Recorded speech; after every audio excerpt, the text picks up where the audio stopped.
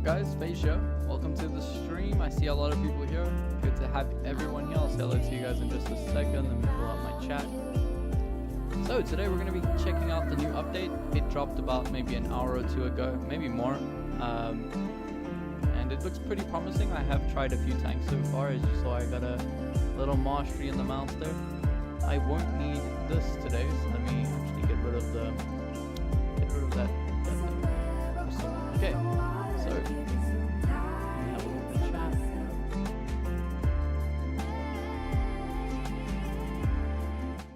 I was gonna ask you guys, is the music too high? But that kind of tells me that it's too high. Okay, awesome. Sorry guys. Yeah, music settings were changed, so hopefully that's fine now. Can you guys hear me perfectly fine now? Yes, Shio? I don't know how to pronounce your name, but welcome to the stream, man. Good to have you. I'm going to butcher people's names. That's just a given, guys. I'm sorry. Okay, awesome. It's fine. All right. Mukul, Meal, welcome to the stream, man. Is there anyone else who can't log into the game? It might just be because there's so many people logging in for the update that it's kind of slow right now. Lord Vlad, hello. Welcome to the stream, man. Bunch of people here. Francis, I don't know if you're still here, but what's up? Limit as well. What's up? What's up? Okay, so which tank would you guys like me to start with? Like, you know, most of the big... I'm going to be going over the tanks that got the most updates, like the most changes. And then after that, we can move on to some different tanks that weren't really updated too much, but I think still need to see the light of day. Right now, I have played a few tanks. I played the STB, the T95 E6, and the Mouse, as well as the VK72 so far. And currently, I love the STB's new changes. So I think we can start off with that so I can explain what I think about it. Bro, show me the new VK. Okay. So I see people asking for the VK. I'm 60, by the way. I'm here to watch the new changes since I'm at work and can't play them. Okay, awesome. 60, glad to have you here, man. Play IS7, sir. Okay. So I'll hop into, because I have two accounts, so I'll hop onto my other account to play the other tanks, but let me just get over the tanks on this account that were changed a lot. So first of all, why not? Let's head into the VK72 first. Now, the VK72, if you didn't know, got this new equipment. Not really new, it's been on the Type 71, the Japanese heavies, for quite a while now, and it's called improved suspension, which in all intents and purposes increases the mobility of the vehicle by quite a bit. Obviously, your terrain crossing capacity gets improved, but the main thing that I noticed that I really like about it is that hull turn rate. You can turn on a dime with this vehicle now. Nothing else was changed. Consumables are the exact same, provisions as well. So let's get into a battle and see how it plays. But currently, I am a big fan of it, and it seems pretty promising. The alpha on the vehicle does seem quite low, and I do find myself not getting as much damage out as I was before, and that was because it was changed. Instead of being a 640, it's now a 600, like the 60 TP. So BT IS8 has tungsten, that is true. So IS8 got tungsten as well as IS7, which is actually very nice. IS7 seems pretty promising. I'll definitely get into a battle with it in just a moment. But as you can see, we are on new maps again. So the maps that were changed. So yeah, we are able to play. I believe this is Dynasty Pearl. I can't even remember at this point. But yeah, this map has not been in rotation for a few months now, and we finally get to play on it again. I will say I wasn't the most happiest person about this map. I wasn't ever drawn to this map as others, but it's still a decent map, and we haven't seen it for a while. So yeah, has also been a few changes to other maps like Ghost Factory, and obviously Oasis Palms was the Desert Sands that got that PBR graphics. So yeah, keen to see how those look. But currently, if you guys played the update already, how do you guys think of it? Are you guys excited for playing all the tanks that are updated? I'm definitely going to do some videos on them. So if you're not subscribed already, definitely subscribe, because I'm going to be doing videos on all those vehicles that were changed. And we get our first shot into the FV202. Now, if this was the old VK72, I probably would have done over close to 800 damage there. 742 rolls, still not too bad, but as you can see, this tank is a lot more reliable in terms of mobility. You can get around the map a lot easier than you used to be able to. And look at this, I'm going upwards of 32 kilometers. That's crazy. There's the side of VK90. Get a shot into him, and then we can just wiggle using our great track traverse to get a bounce here. And this is why I think that improved suspension was just such a baller thing to put on this vehicle. You can traverse very easily. Okay, well, I don't want to give this E100 my side. So let's load up our heat, put a shot into this guy. Only doing 539 damage, unfortunately. I'm stuck on the wall, so he might get a shot into my tank here. I want to reverse so that VK90 doesn't get a shot into me, but he does end up getting a shot into me. I wish my Hori would actually do something here. Maybe he'll help me out, I don't know. We get another round, and as you can see, the new VK, yeah, definitely not like it used to be. I'm hitting 500 rolls pretty reliably here. Instead, with the old updates, you could easily hit like a 600 to 700 roll in this vehicle, even with you not using any like tungsten. So yeah, the alpha seems pretty mediocre right now. I am in a bad situation. This VK90 and E100 are ruining me right now. Alright, but we should be able to reload first before this E100, because of the E100, if you didn't know, got that massive reload bump. And yeah, I feel sorry for the E100. Its reload is like a 183 now. Okay, so this was a pretty devastating game from the beginning. I thought I was going to die there, but we did end up pulling it up, and we can still put another shot into this VK90 for 633. Not bad with the new changes to the alpha. Hello today, I'm not late. You're not today? Late, I mean, to date. You're not late, Miriam. Glad to have you back here. Gets one last shot into this VK90, and there we have it, guys. First game in the VK72, and it went pretty well, I think. So yeah, VK72, I'm actually very, very excited for how this tank is playing so far. The track traverse just, yeah, it gets me going, man. I love the way that this tank can just traverse so easily now. And it means that you're not getting this tank stuck in situations that you can't get out of it, because you can almost flank in this vehicle no problem. So first game, VK72 did very, very well. We didn't actually bounce any shells than we probably would have. Obviously only bouncing 460 damage from that VK90. Can you play the AMX MLE? Of course I can. So the Object 777 didn't really get many changes, so I'm just going to sell this and get the AMX M4. Let's go ahead and try that out. Let's go ahead and buy the AMX M4, because the AMX M4 actually got a massive change to the vehicle. It got increased armor, I believe, by 10 millimeters. It got PBR graphics. Look at this legendary camouflage, guys, looking absolutely beautiful. Before, this camouflage looked pretty bad. A lot of the times people would go and choose another camouflage over the legendary. But now that this tank has PBR graphics, what do you guys think of the camouflage? It has a lot more depth to it, and obviously the tank doesn't look like it was made back in like 2010 when computers were just getting there. So yeah, it looks a lot better in my opinion. What do you guys think of it? WZ113 GFT, please. Okay, I'll have to see if I can get that on. I haven't been on my old account in quite a while. I don't know if I actually have that vehicle.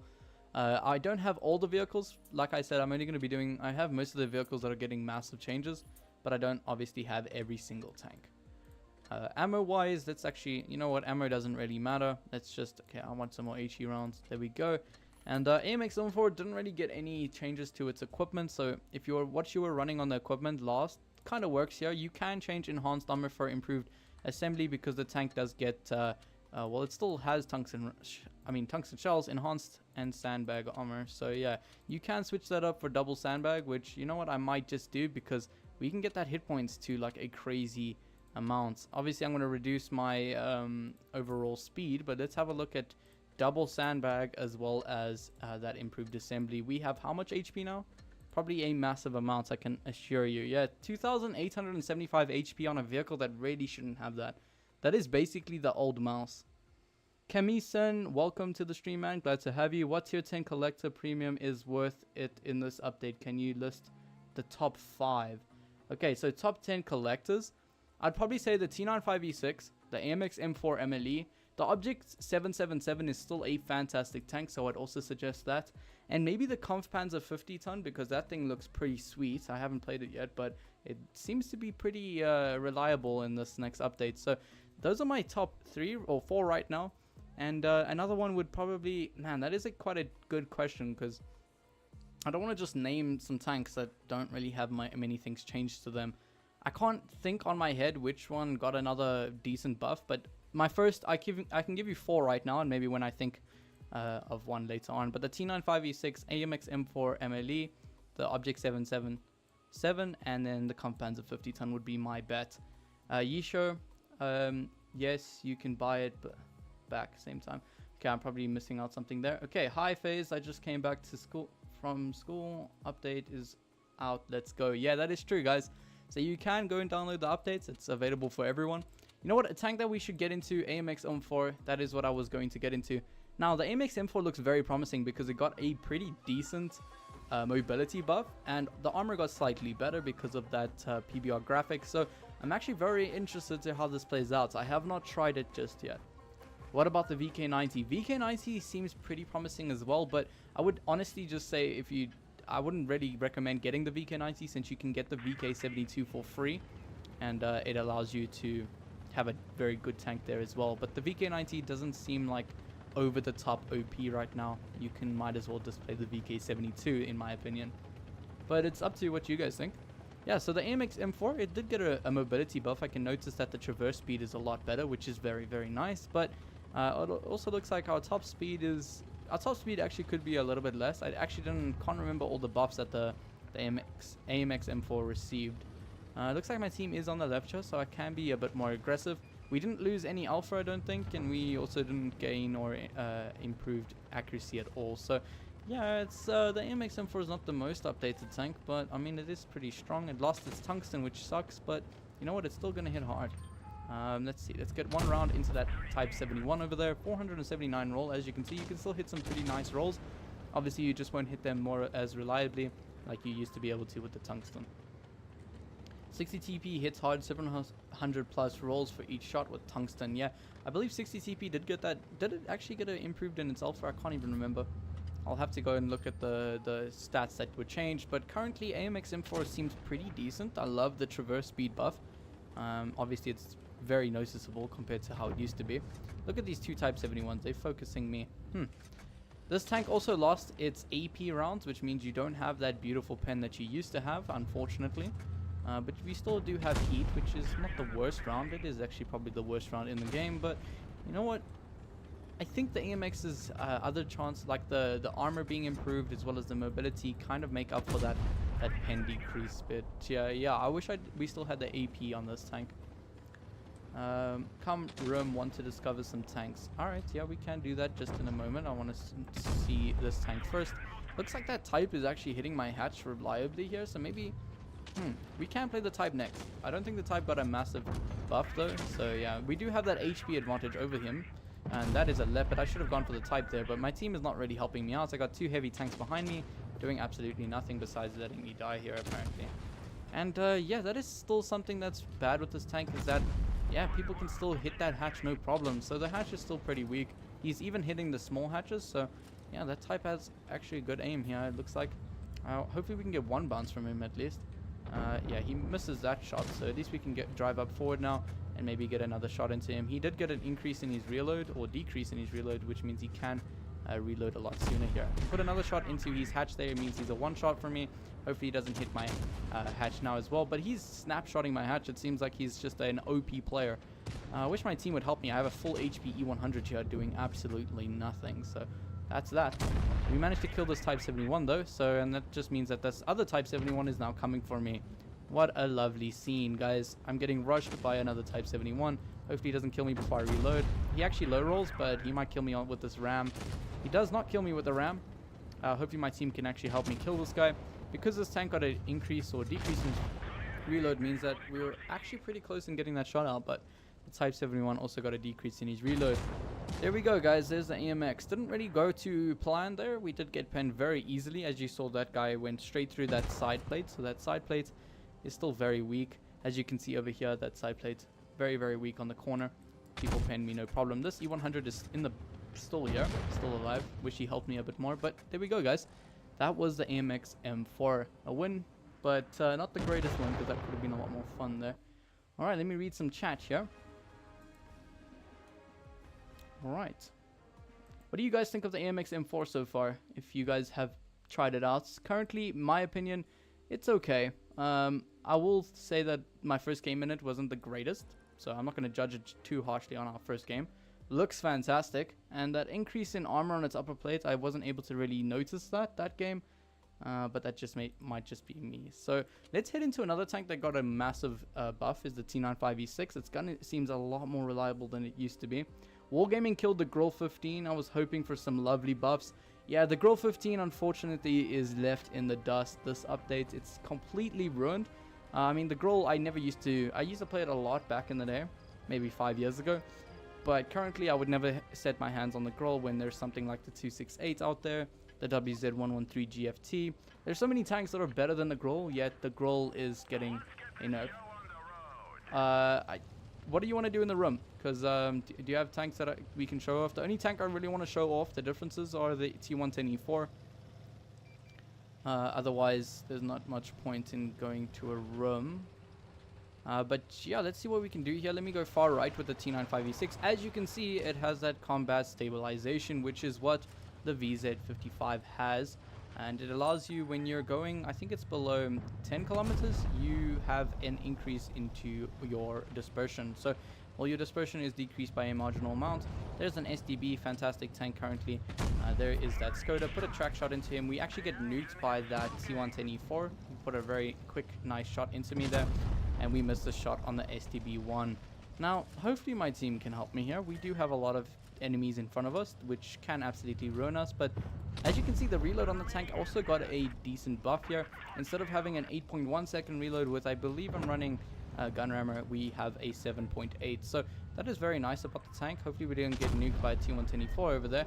I'm going to put a blind shot there, back up for this STB can shoot me. He bounces one shot into me, so at least our Skoda is actually doing a decent job at dealing with this STB. We should be able to put one more shot into him, but he does not go down. Looks like me and that Skoda did low roll there. FaZe, I have E4 if you want to try it. Sure, Batista, we can try that out. I do want to have a look at what the tank looks like. The T62A, oh, well, there it is. There's the T110E4, guys. He's pushed up all the way here. You can have a look at what it looks like. It looks very weird, in my opinion. It's not what it used to look like. Hopefully my team can kill him before he gets a shot into either of me or my teammates. And finally, yes, our team does manage to deal with him accordingly. We put one shot into the T54's turret, unfortunately bouncing there. And hopefully he doesn't put too many shots into me. Looks like he's trying to go for the kill on my Skoda, which he does manage to pull out.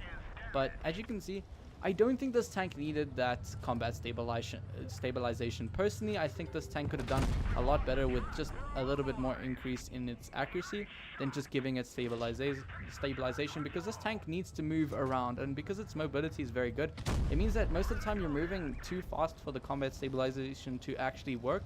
And even when you reverse, you're overdoing the combat stabilization, which means you don't actually get any bonuses when playing this tank fully. So yeah, I could have killed that T54 a lot more sooner, but you know what? Playing passive here, trying to show off that combat stabilization. As you can see, if I'm moving in and out at below that point of going orange, the bloom is absolutely 0. So you can be on point accurate if you're moving within that restraint. So it is nice in that sense, but this tank is so mobile that you're never really going to use it, and it feels like it's just a waste of a ability for the vehicle. Can you play the Kranvagn? I definitely can. And Rendra, welcome to the stream. Glad you could make it. He doesn't have the Kran. I do have the Kran. I'll definitely play it. Okay, so we've played the M60 didn't really get a massive buff. It got 2 kilometers to its max speed, so I won't be playing that. The STB we have not played. I played the VK72, the T95 E6, and the AMX M4 MLE. Why not go into the SDB1, and then I'll move over to my other account and we can play the Kranvagn. Francis, welcome to the stream, man.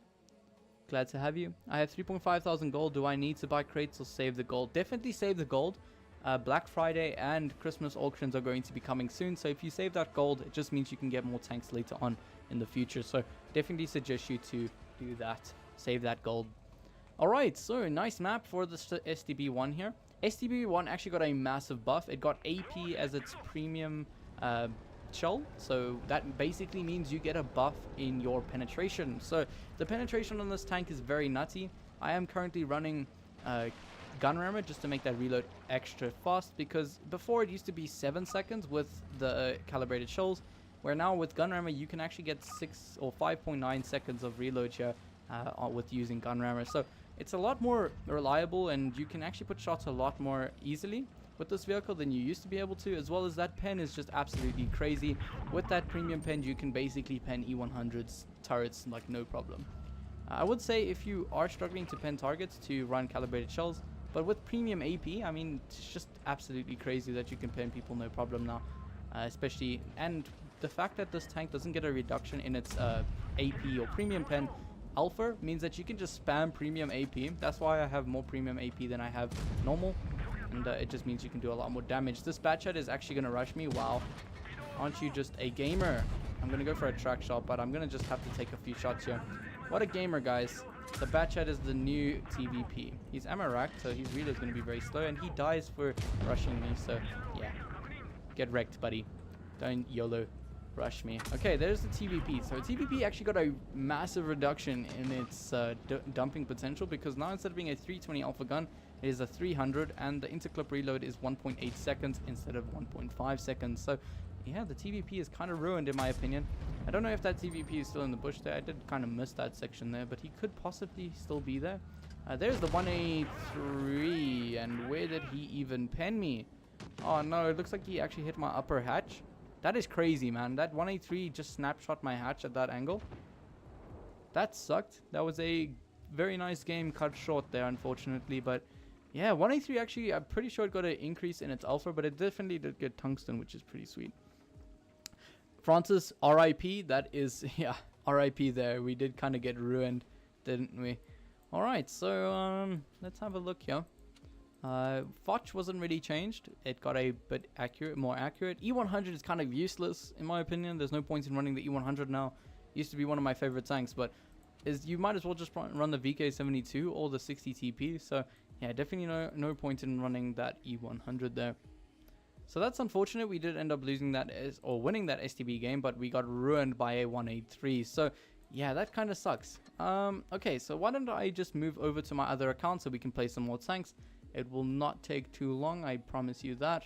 So just give me a second, guys. I'm going to quickly, it's going to literally take a few seconds. Let me get into my North American account. So yeah, my other account is on North America, which I have a lot more tanks. So I think it's kind of better if I go ahead and show you guys the account on NA, because I have a lot more tanks. And currently we've shown off the T95 E6, we've shown off the VK72, we've shown off the STB1, and we've shown off the AMX M4 MLE. So now moving over to this other side of the map, or the other side of the server. Actually, wait. No, Wargaming, why do you do this to me? Wargaming has increased their security. I need to like enter a lot more things than I used to be able to have to enter. So yeah, this might just take a few more seconds, guys. Give me a second. Black screen. I know it's probably losing a bunch of viewers. Hopefully we can actually log in here though. Connecting. Wargaming servers definitely did not get better, huh? Alright. Okay, we're back in, guys. Let's go. Game capture. Let's do it again. Hopefully. There we go. We're back, chat. Don't worry. We're all the way back. Okay, awesome. So let's have a look here. It looks like I failed the dog event. Didn't actually end up participating in it. Okay, so the tank that I saw to play was the IS-7, so we can definitely get into that. Ammo type, let's just throw everything we have at it. 25, okay, I swear you could run a bit more than that. Alpha got buffed for E100.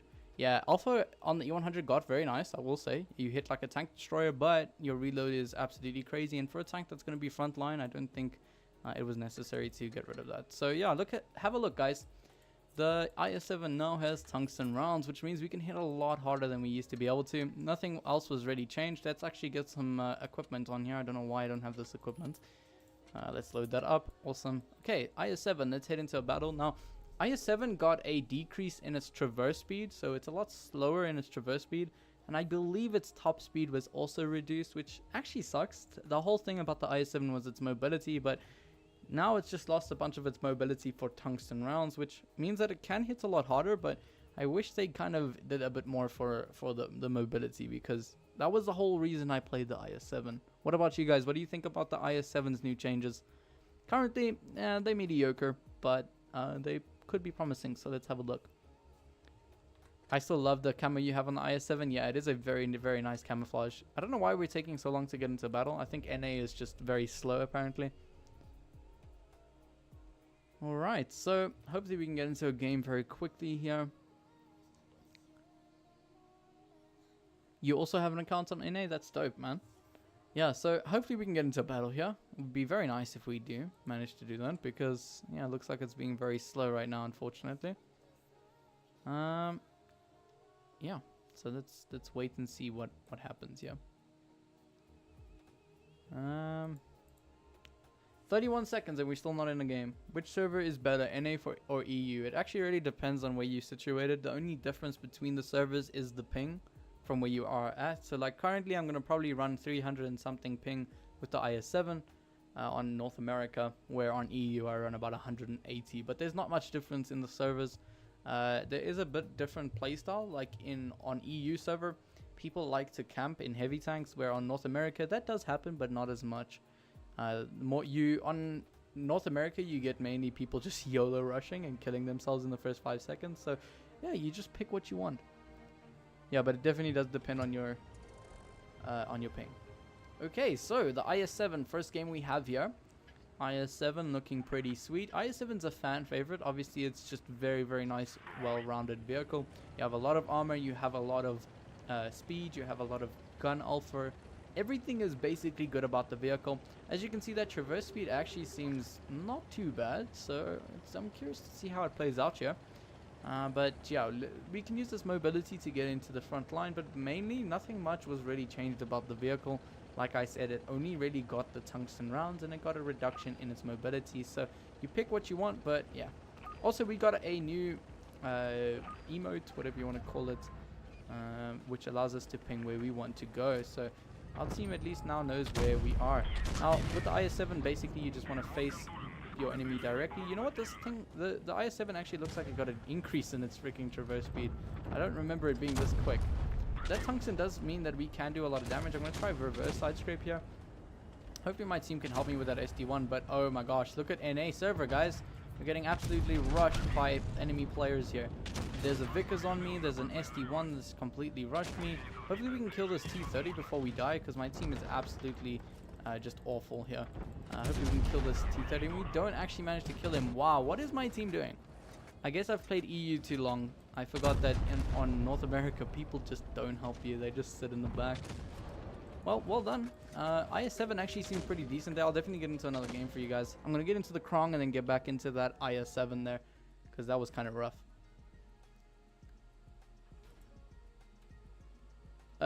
DJB Bodybuilding, hi, how are you? I am doing great, man. Glad to have you on the stream. Object 26A was absolutely ruined, so let's get into the Kranvagn since it got a pretty decent buff to it. I'm gonna actually get some toolbox on here. Actually, you know what? Tracks. And we can go toolbox, and then we can go to high-end consumables, because I don't know why I don't have them on. Provisions-wise, it's pretty much the same. Consumables as well. And yeah, the only thing that was really improved on this vehicle was the mobility, which I'm very happy to see. The tank, all this vehicle needed was either a reload buff or a mobility buff. So I'm glad to see that it actually has a buff here. Okay, so let's see what we can pull out. Hopefully these battles won't take forever to get into match. I do notice that on North America I'm taking forever to get into a battle. Did VZ receive any changes? I think the VZ did receive a few changes to its gun, I think. I can't really remember. I'll have to have a double check for it for you guys. Can you check the DPM on the small gun for E100? I can possibly do that. Oh no, Wargaming, did you just like completely ruin me here?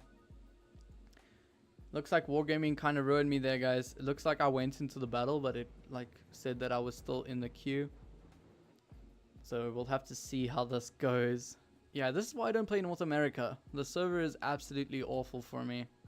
It's always giving me problems. Hopefully we can log in though. Come on. Yeah, it looks like we did get into a battle, but Wargaming just kept us out. So let's see how far back we are in this server, on this battle. Be back in a bit. Awesome, Francis. Ashley Bevis, hello. Welcome to the stream. Have a look, guys. This is the new server. Gosh damn it. The new map graphics. It looks absolutely beautiful in my opinion. I will say that this map is absolutely crazy. There's a lot changed, I can see already. We might just get into a room really quickly to have a look at exactly what these changes are, but I can see a lot already has changed. We bounce a few shells from these. Oh my gosh, look how open this side is now. Wow, I'm actually a really big fan of the PBR graphics on this desert map. I do think Wargaming needs to implement more desert sands or desert map PBR graphics. Okay, so the mobility being a very, very good thing so far. I've noticed how I've been able to just get to this side no problem. That SCV still has so much armor to it, man. Wow. Okay. Yeah, this map is crazy good, huh? There's a hull down area on spawn. Oh yeah, I did notice that. On the far left, I think it is. It looks like we might lose this game, unfortunately, because, yeah, the enemy team is playing very aggressive here, and my team does not know what to do about that. The Grille is going to get absolutely nuked in a second, and it looks like we're going to get YOLO rushed now as well. Not sure what my light tank is doing up here with me.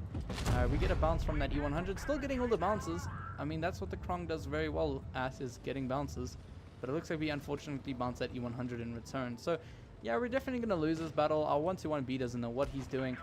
He's just chilling in the side there where he could be flanking this SDB and doing damage. But no, he decides to sit in the back of the map. So, yeah, this is quite unfortunately a loss on the new map, or new PBR graphics map. And I'm getting nuked.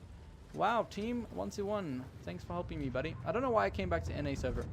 This server just gets me going, huh? Yeah, we're completely ruined here, man. There's nothing much we can do about it. My team is not the greatest. I'm getting nuked by this SDB as well. Unfortunately, that shot bounces on that IS-7. I'm going to try to reload my clip here. Hopefully we can maybe get one more shot out. It doesn't look like we're going to get one more shot, so let me just shoot that and be done with it. Yeah, NA players, guys. There we have it. NA players are the worst. Miriam, I think that kind of shows you, or proves my point.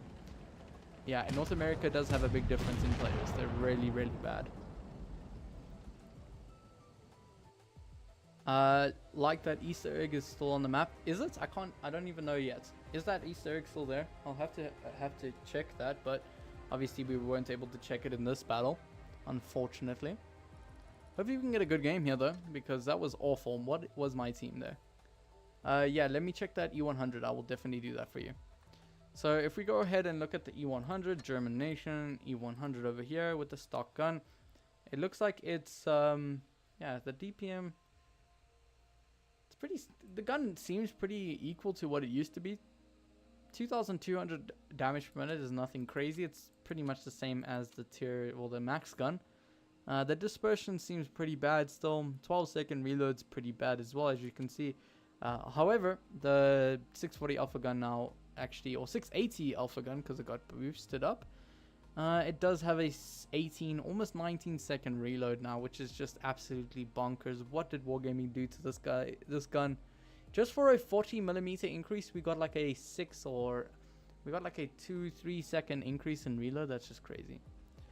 Did I kind of show you off the E100's gun there? Was that enough, DGB? Yeah, they show... Okay, I kind of just got rid of chat there, guys. Give me a sec. You can see I'm new to this stuff. Yeah, they showed that in the World of Tanks Blitz stream, yeah. Okay, so, you know what?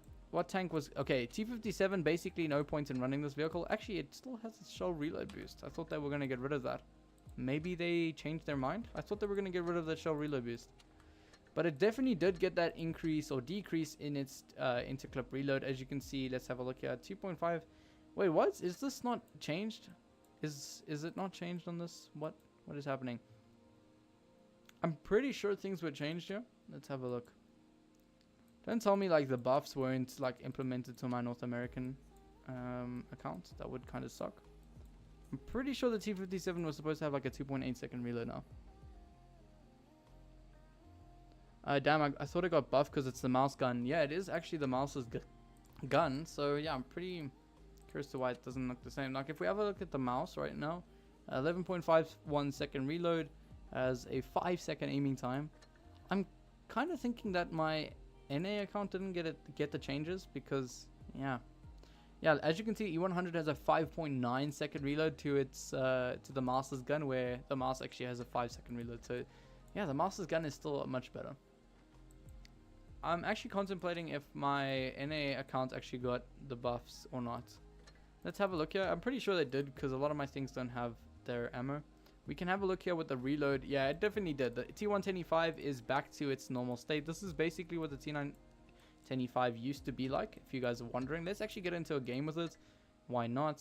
We're going to get an increase to that, and then let's go to a battle with the T125.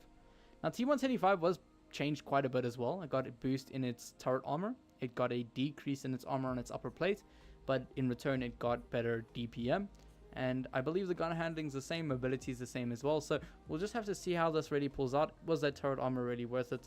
Please check the E4 What do you want to look at the E4? I will definitely get into a battle with it, but I don't have it on this account, so I'll have to switch over to another account for that as well. Do you want to play on my account? I have all the tier 10s except 121B and CS-63. I can definitely try that out if you're keen for that, but hopefully Wargaming doesn't crucify me for it. Yeah, E100 is basically ruined. I wouldn't really recommend you guys playing the E100 because there's no point in playing it, since you can play the 60TP now, you can play the VK72, that's basically going to give you better in all rounds. So the E100 still has that bad turret, it still has that mediocre mobility, but traverse speed's still pretty decent, but that reload is just ridiculous, and that alpha I don't think is that much of a change to the vehicle. The Type 71 has always been good. To be honest, a lot of people think that the Type 71 went really bad after that massive nerf that I received. It's actually still a very good tank, and Type 71 just got a little bit better. It didn't really get much change to it, that's why I'm not really testing it out, but it did get a change, and I can't remember exactly what it got changed, but it wasn't crazy, that's all I remember. Hopefully my team helps me here. They're all going left, and if there's one thing I can teach you guys is to never go left on this map. It's like no point in doing that. You get so much map coverage over on the right side, where if you go left, I mean, you do have that height advantage, but that's all you have. It looks like we're actually going to lose the C cap if I don't get in here and defend it. Hopefully I don't get nuked for it. Looks like I missed that shot on that TVP there, but I am going to get absolutely ruined now. As you can see, NA players just YOLO you. Okay, well this is unfortunate. My team's not helping me. I got a Jagdpanzer in the back there, Chieftain. This was not a good idea. I shouldn't have gone alone here since I knew that my team was in the back there. But yeah, AMX 30B has actually changed quite a bit, and it's actually a very decent tank now. I'm actually going to die so soon here. I'm so sorry guys. This is Papega gameplay. Yeah. Okay, well that sucked. I don't know what our Leopard 1 is or PTA is doing. Oh gosh, we haven't even capped that base up top. Wargaming killed my big German boy, but I have the 60 TP. Yeah, E100 was one of my favorite tanks as well, but they completely ruined that. Guys, I am playing like a Papega right now. T125 did not go well.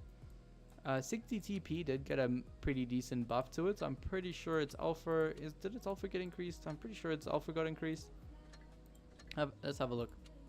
Alpha is 630 instead of 600, so that is very nice. Yeah. Game over. That is true, huh? That was a very bad game. VZ55, don't think anything was changed to it. We can test it if you guys are interested in that, or do you guys want to see me get mauled in a Grille 15? Okay guys, which tank would you like to see? VZ55, actually I have a bunch of other tanks here. E50M is one of them if you guys want to check that out. M48 Patton and E50M are probably one of the best medium tanks right now. Along with a bunch of other ones like the Leopard 1 and AMX 30B prototype. So yeah. We can test it out. What are you guys thinking? M488 Patton, E50M. We also have a few others like the VZ55. Bunch of tanks here. 113 I don't think got a massive buff to it. Object 268 is basically paper now. Batchat got a massive buff. It's has the most view range in the game now, which is very nice. I think we're going to head into a game with the E50M. Looks pretty promising. The tank got a pretty decent buff to it. So I have the 50 TP prototype. Should I sell it and get gold better tank at Black Friday? You know what? I would actually suggest you selling it and getting a better tank on Black Friday or the Christmas auction, because you can get 5,000 gold for it, and 5,000 gold is pretty easy to get your hands on if you just play the game and get those boosters and stuff. So you can always get it back, no problem. So I would actually suggest you, yes, go ahead and sell it for Black Friday, but only get a tank that you can get for equal. Like if you can get another tier 9 for the same price because of selling that tank, it might not only for 5,000 gold, but if you can get another tier 9 or even better a tier 10 for selling the AMX 50 TP, then definitely go for it. Okay, E50M. Let's have a look. Let's see how it plays out. Looking pretty promising for it, but we'll have to see how exactly it turns out here. Alright. Okay, so waiting to get into a battle like usual. It looks like, okay, no clue why NA is so slow with these battles, guys. Takes me forever to get into a game. But yeah, I would definitely suggest you to sell the 50 TP prototype for like a equal tier, if not higher tier, if you can get that. Alright, E50M was pretty much changed a lot. I can actually have a look at the changes in just a second. AMX 50 TP, lol, you are making new tank names. I think so too, guys. It's very hard to play the game, read the chat, and make sure the stream is going at like a good pace. So, yeah, I do end up saying some very weird things sometimes and not noticing it. Obviously, you guys noticed it because you guys are watching me. But I meant the AMX 30B is a pretty decent one.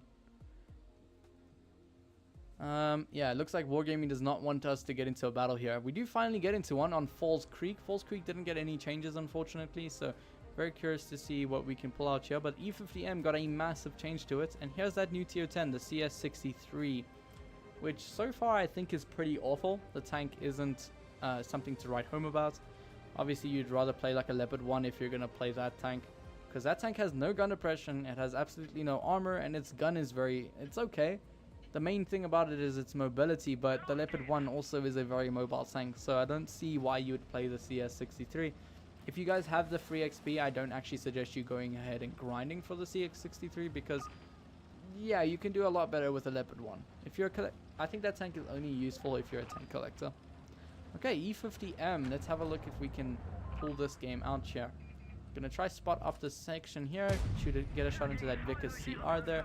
I am actually very happy about those Vickers. They got a lot of their gun mantlet armor decreased, so there are no more troll bounces on Vickers. I do think that the E50M's traverse speed is a lot worse. I may just be tripping though, I haven't played this tank in quite a while. Should I get the T77 on Black Friday? You know what, if you're gonna sell your 50 TP for it, definitely not, because you're getting rid of a tier 9 tank for a tier 8 tank that, mind you, is pretty decent. It's one of the best tier 8. But, I mean, I wouldn't suggest selling a tier 9 to go back and get a tier 8 tank. It doesn't really make sense, in my opinion. My team are with me here, so depending on not if my heavy tank over here can help us out, which is this TNH, if he's going to push up forward, then I definitely am going to push with him. Gotta help my teammates here. Now, if you didn't know, the AMX or the E50M got a massive increase to its turret armor, which makes it one of the strongest tier 10 medium tanks in the game. And there's a T124 out of nowhere. Love to see it. Don't you just love getting dunked on? Because players take 10 years to get to the flank. Hopefully that Vickers doesn't get a shot into me here. That would actually suck if he does. We're going to get into a side scrape position here so he can't pen me. And as you can see, getting a lovely bounce. Leopard 1, I don't want him to run away, so let's see if we can get a shot into him before he runs away. Get a nice shot into that Leopard 1. I do notice that the ping is actually like a big thing for me. Running that 300 ping in comparison to what I usually run, which is about 180, is a massive difference. E50M is now, let me read that, what you're saying. E50M is now a big German boy. It definitely is. It has a lot going for it right now. Definitely that armor is fantastic. Going for that track shot, doing absolutely no damage. Wow, that sucks. E50M's gun looks pretty decent still as well. It does not look like you're reducing anything in its damage or its accuracy. We don't get a bounce, unfortunately. That T124 penning me no problem there. Hopefully my TNH might get to kill him, or if not me. We do manage to getting a heat round into that guy's upper or hatch there. At least we don't go down, at least. That's all I'm happy about, is that we do not die here. 704 pushing up means that we can maybe get a shot into his side there, which we do. As you can see, the E50M's gun's still doing the deed. It's still a very accurate medium tank. While I do find the ping to be very bad on this server for me, I am still hitting those shots no problem. So the E50M's still a very accurate tank. Not really seeing the armor working for me so far, but that's mainly because we haven't had the chance to go hull down yet and actually use that turret armor. But it seems pretty promising. If you're in a medium tank and you're versing the E50M, you're going to have a hard time penning it. E50M is heavily distinguished as a medium tank. Yeah, that is true. It can be a heavy tank, but you know what? It can't actually be a heavy tank. While it does have that armor, it really can't be a heavy tank just because it doesn't have the HP to do it. Where if it did have HP, maybe a 2100 HP, I'd definitely say this is a mediocre heavy tank. But the armor that it does have isn't like something you would see on a heavy tank. A heavy tank will be a lot more reliable in bouncing shells than this vehicle is. Mind you, that doesn't mean that the armor is weak, because it's actually very strong on this vehicle. I don't want to be aggressive here, obviously, because I can get absolutely mauled by this player here. It looks like the M6 here actually ends up pulling up forward there. Maybe we can get a shot into the side there. Actually bouncing his rear, unfortunately. Finally, my team gets rid of that VK45, which means I can actually push up now, get a shot into the side of that player there. Hopefully we can actually deal with this M60 first. That would be very nice. We get one shot into him. If he shoots, we can maybe kill him. He actually goes down, and it means that we can go for a track shot on this object 268. And then we can maybe finish him off with our great DPM. This tank has fabulous DPM. I was going to go for a ram kill, but that probably would have killed me. Okay, there we go. E50M. Fantastic tank. Honestly, I think this vehicle is fantastic. Still to this day. While I didn't get to see how exactly the armor went and how it could have worked there, yeah, it's still pretty decent. I didn't really get any bounces there, to be honest. I don't think I bounced anyone besides side scraping against the Vickers, which is known to not have the most pens. So, yeah. There's our first game in the E50M. We damaged 7 players, apparently. And we got 400 damage assisted and 4,500 damage dealt. So, E50M's, the one main thing that I like about the E50M is its gun. The armor is very nice, the fact that you can side scrape, but yeah. E50M has better armor than the AMX 50B. That is true, but obviously the 50B is a French vehicle. And Frenchies are not really known for having the armor, guys. Yeah, the AMX 50B lost all of its armor here. So when you do end up seeing the AMX 50B again, yeah, it's going to have no armor here. So you can just pen the AMX 50B, no problem. Alright, which tank do we want to go back into? The M48 Patton actually got a pretty decent buff to it as well. Let's actually get some modules or equipment slotted here, and let's head into a game. Now the M48 Patton got a increase to its turret armor, so its armor is actually very, very good now. It's basically an E50M as well. However, with the M48 Patton, you have that nice alpha gun, but you also have 10 degrees of gun oppression, where the AMX or the E50M does not have that nice 8 degrees or 10 degrees of gun oppression. I believe the M48 Patton doesn't have 10 degrees of gun oppression, it has 9 degrees. I may be mistaken on that, but yeah. Actually, we can just check that really quickly, why not? Pretty sure it's 9 degrees or 8 degrees of gun oppression. It has 8 degrees of gun oppression, there we go. So, definitely nothing like the STB1. The STB1 would still be that ridgeline king in comparison to the M48 Patton, just because it has that better gun oppression. But you're going to bounce a lot more shells in the M48 Patton, in my opinion, because of that increase on its turret. Try the WZ113 GFT. I don't have it on this account, unfortunately, Lord Vlad. I wish I did, because I would also love to play the WZ113 GFT. What is another tank that you guys are interested in? The M60 actually seems pretty promising as well. I thought it got improved suspension, but it didn't. But it definitely did get increased to its overall mobility. Its gun was not touched like the T57's gun. And IS-4 seems pretty promising as well. I've heard some very good things about it. So we might as well try it out in just a second. Seems like a pseudo Object 260. Obviously, you're a lot more mobile. You lost a bunch of armor, but it still seems pretty decent. Okay, so M48 Patton. Let's see if we can get into a game here for you guys. Alright.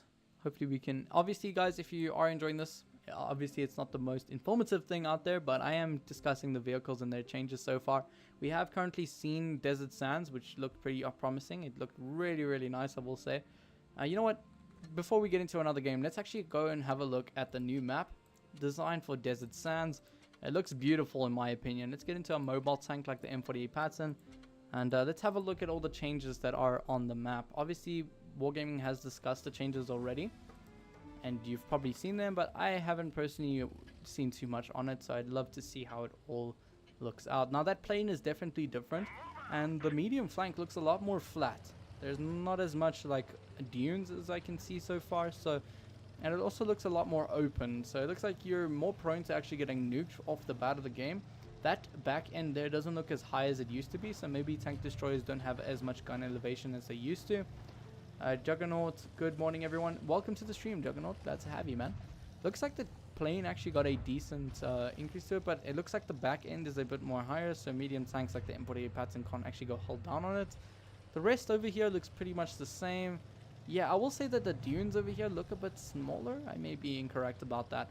Currently it looks pretty sweet though. This map is absolutely beautiful on max graphics. Train looks pretty decent as well. Yeah, I will say this looks fantastic, guys. This map is absolutely beautiful. Wargaming definitely needs to do more with those desert maps, because definitely looks great when they make it PBR. Looks like this section here. Can we still go hold down and use our gun oppression here? Oh, okay. Looks like we can still use our gun oppression here. This is 8 degrees of gun oppression, so it makes sense why we don't have our entire gun down, but it actually looks like we're gonna actually have to expose our lower plate now when using this held down position. Not sure if I'm happy about that. And it looks like this end over here, we don't have that building right in front of us here anymore, which kind of sucks because it means that you can't just back up here from this angle here and get there right away. So before, if you were at this ridge line, you could back up and get behind a building that was like right here. And right in front of where I am right now, there used to be a building, so you can hide behind it and get some cover from that end. It looks like these buildings over here have been brought a lot more to the spawn area. This sniper bush or sniper area here for tank destroyers seems pretty much the same, exactly what it looked like before. Dunking down into here, we actually have a hull down position now. That is awesome. Before, if you were over here, you were basically nuked, because anyone who pokes that section there or around here was just absolutely going to just get nukes into you. Where now hull down tanks actually have a place to go on this map. Before, the only hull down place you can go was on the far left, on the medium flank, but now there are these like hull down positions over here. Looks like this section over here is a lot wider. This might mean that you can get shot a lot more frequently from these sections here. This area over here is a lot more open, and it has like little fruit sections here. I love the detail on this map, I will say. It looks like there's a lot more room to battle over here now, which looks pretty sweet. They also have that hull down position over there. It's kind of too far to be useful, in my opinion. If that hull down section on both sides was maybe over here, that could have been more useful. So tanks with a lot of armor that didn't have much gun depression could actually go over here, and then hull down tanks could actually go over here. So I wish Wargaming kind of put the hull down section over here. I think that would have worked a lot easier. It might have been OP to go hull down here. I think hull down tanks would have taken advantage of the map. Let me know what you guys think. Should that hull down section in the spawn over there have been pushed up a little bit more, so to maybe give more room to the damage? So yeah, I am stumbling over my words. I'm so sorry, guys. Okay, so that is basically what was changed. Everything looks beautiful, but I do notice that not a lot of things were changed, and at the meantime and at the same time, a lot of things were also changed. So yeah, the map looks absolutely beautiful. I'm wondering what you guys think. Do you guys like the map? My opinion, looks absolutely great. Okay, let's head out and let's get into an actual battle with the M48 Patton. Maybe we'll be lucky to head into Desert Sands as well. Okay, so let's dismiss this room. If this game... I hate playing on NA server, man. It's so slow for me. Everything just takes so much more time. And obviously the latency when shooting targets is also a lot greater.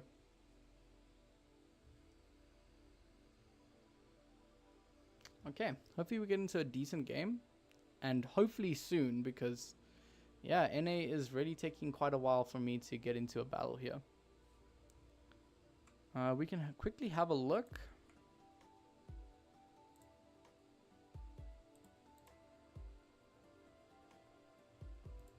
Wow, it's actually taking us forever, chat. Should I get you guys the this thing here that tells me how much damage I've done? Do you guys want to see that? It's up to you guys if you want to see that. I'll get one for my NA server as well, because I haven't done that yet. Yeah, I play NA as well. This is my NA account, Juggernaut. Does someone want to quickly send me a tune so we can have a look at the Platoon? I don't know if it's currently out already to have a look at platoons. Let me see. If you're on NA, just send me one real quick.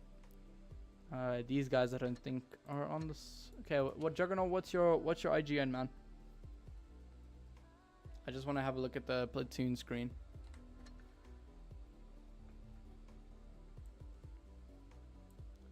Okay, so M48 Patton, we kind of looked at it. E50M. I would say the T110 E5 is very, very nice now. That DPM is a massive increase to the vehicle. Underscore, is that 3 underscores? Okay, let me have a look. Otherwise, you may have to just send me one. So, underscore, underscore, underscore. Juggernaut. Like that. Okay, let's send it. Okay, Privril. Alright, I'm going to send you a platoon. If you're ready for it, send it through. I just want to have a look at what the platoon invites thing looks like. I thought the garage would look like the platoon thing, like always. But maybe it only opens up when you actually get into a platoon. When I join, I'll call you. Wait, what? We're not going to be platooning. I just want to have a look at the platoon interface for chat right now. Okay, so it looks like that might take a while. So why don't we just go into a battle for now. Now, we haven't tested out the M48 Patton, but it seems pretty promising. The gun still seems pretty accurate. They didn't really change anything about the gun. They may have decreased the alpha, but the main noticeable thing about the vehicle is that it has that increase in its turret armor, which makes it a lot easier at bouncing shells. We get a pretty decent map as well on Canyon. Means that we can go hull down in the middle of the map here, allowing us to do a lot of damage going hull down using that 8 degrees of gun depression. Hopefully we can get a lot of bounces. Now, the M48 Patton, just like the M60 always gets penned in its turret. It's one of the things that I hate about the vehicle, is that people can pen it no problem and they just absolutely ruin the turret. But with the M48 Patton, might be like that massive increase over the M60, is that you do have that great armor now. Mobility didn't get changed, gun didn't get changed, so you know what, it got a massive buff in my opinion. It got that nice turret armor, and yeah, that was all it really got. Now 8 degrees of gun depression, mind you, can't let you get your hull down on most ridgelines. Wow, that Sheridan, I was speechless for a few seconds. That Sheridan got absolutely nuked. We got a shot into the T260's tank there, but it does no damage, unfortunately. Can load up a heat round, doesn't go through. Now the 260 is actually pretty promising as well. Got a pretty decent mobility profile, as well as a bit more armor to it, or did it get a decrease in? I got a bonus to its armor, which is very nice. CS-63 on the enemy team got absolutely nuked, it seems like. And the 260 over there, missed my another shot on him as well. Looks like the music kind of stopped, so let me quickly, you know what, let me just carry on with my game maybe. I don't know, do we have enough time to switch up the music here? There's the Vickers. He gets a bounce off my rear. That's what you love to see, guys. Okay, let me see what happened to the audio, guys, the music. Okay, there we go. We put the music back. There we go, I'm back. Don't worry. There's the Sheridan. Hope we can get a shot into him before he backs down here. And get one into him. He might be AFK, it looks like. Oh no, he's not. He's just being very slow with shooting these shots. Okay, so far, currently, I haven't really been shot at with the M48 Patton. Haven't really been shown off the armor too much. I do know that there's a tank destroyer on my left. Hopefully I don't get nuked by him. Looks like that 260 might poke, which means I can get a shot into his lower plate. Now the 260's armor was increased, buffed by just a marginal amount. But as you can see, it wasn't so much that even a medium tank can still pen it no problem. So don't think the 260 is going to get that massive buff, because it really isn't. What's really buffed about it was its gun, I'm pretty sure. Okay, Vic is light over there. And we have our T110E3 on that side of the spawn. I think the T110E3 got pretty much a nerf to its vehicle. It doesn't have that speed boost anymore, which made it really OP. Which I'm actually happy about. It definitely did not need that equipment. We're definitely not going to still pen it though. That T110E3 still has one of the best armor profiles in the game, unfortunately. Which means I have no clue at doing damage at him. Okay, well maybe we can get over this hill here. Maybe get some shots into the Sheridan over here. Or this Vickers, not a Sheridan. We get a nice on-the-move shot there. As you can see, bouncing some very nice shells. The M48 Patton's basically the E50M, but the American E50M with gun depression, in my opinion. Let's see if we can kill this 183. Not really. Now this game got really ruined here. I mean, the enemy team got absolutely nuked by my team. Wasn't able to do much damage, but as you can see, that accuracy even on the move still fantastic. M48 Patton is another tank I really think is great. Do I suggest playing this over maybe something like the STB1? No, because obviously STB1 has AP pen now, which means it pens through everything, and it has pretty much the same damage as M48 Patton. So yeah, I wouldn't suggest playing it over anything else. We had her royal flatness on our team. Okay, there we go, guys. How epic is this? Juggernaut showing off our platoon here.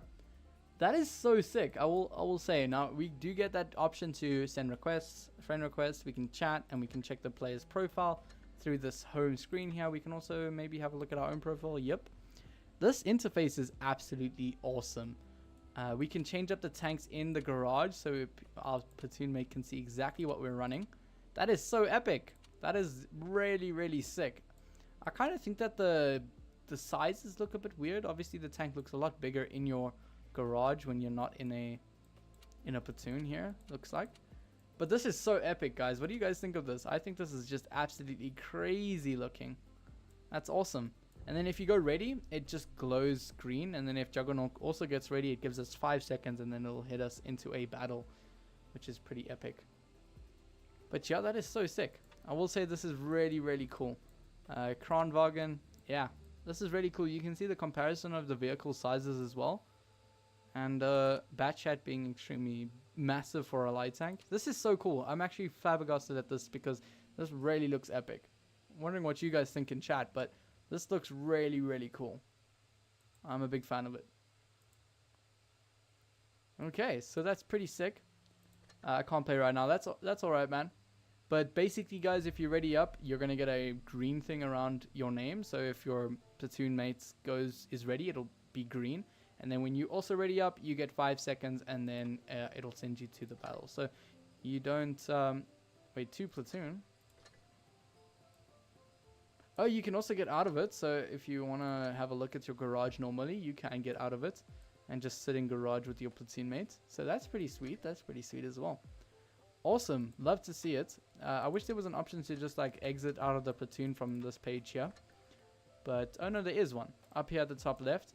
You can also change your battle type at the top left here as well. So if you leave the platoon, as you can see, light tank, that looks epic. I am a big fan of it. Why don't we get into the IS-4, because that got a massive change as well. IS-4, there it is. Let's head into an IS-4. I actually wish the garage was the platoon garage all the time. Thank you so much, Juggernaut, for showing that off with us. Thanks for getting a platoon and just showing that off with me. I appreciate it.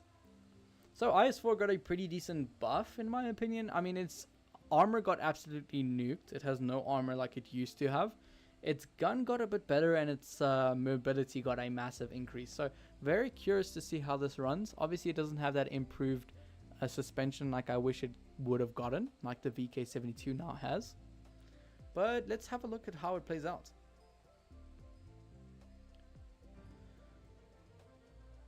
Would I suggest this tank over the IS-7 or maybe like the VK72? No, probably not. But this could be a pretty decent alternative to the Object 260, but with a bit more armor, obviously.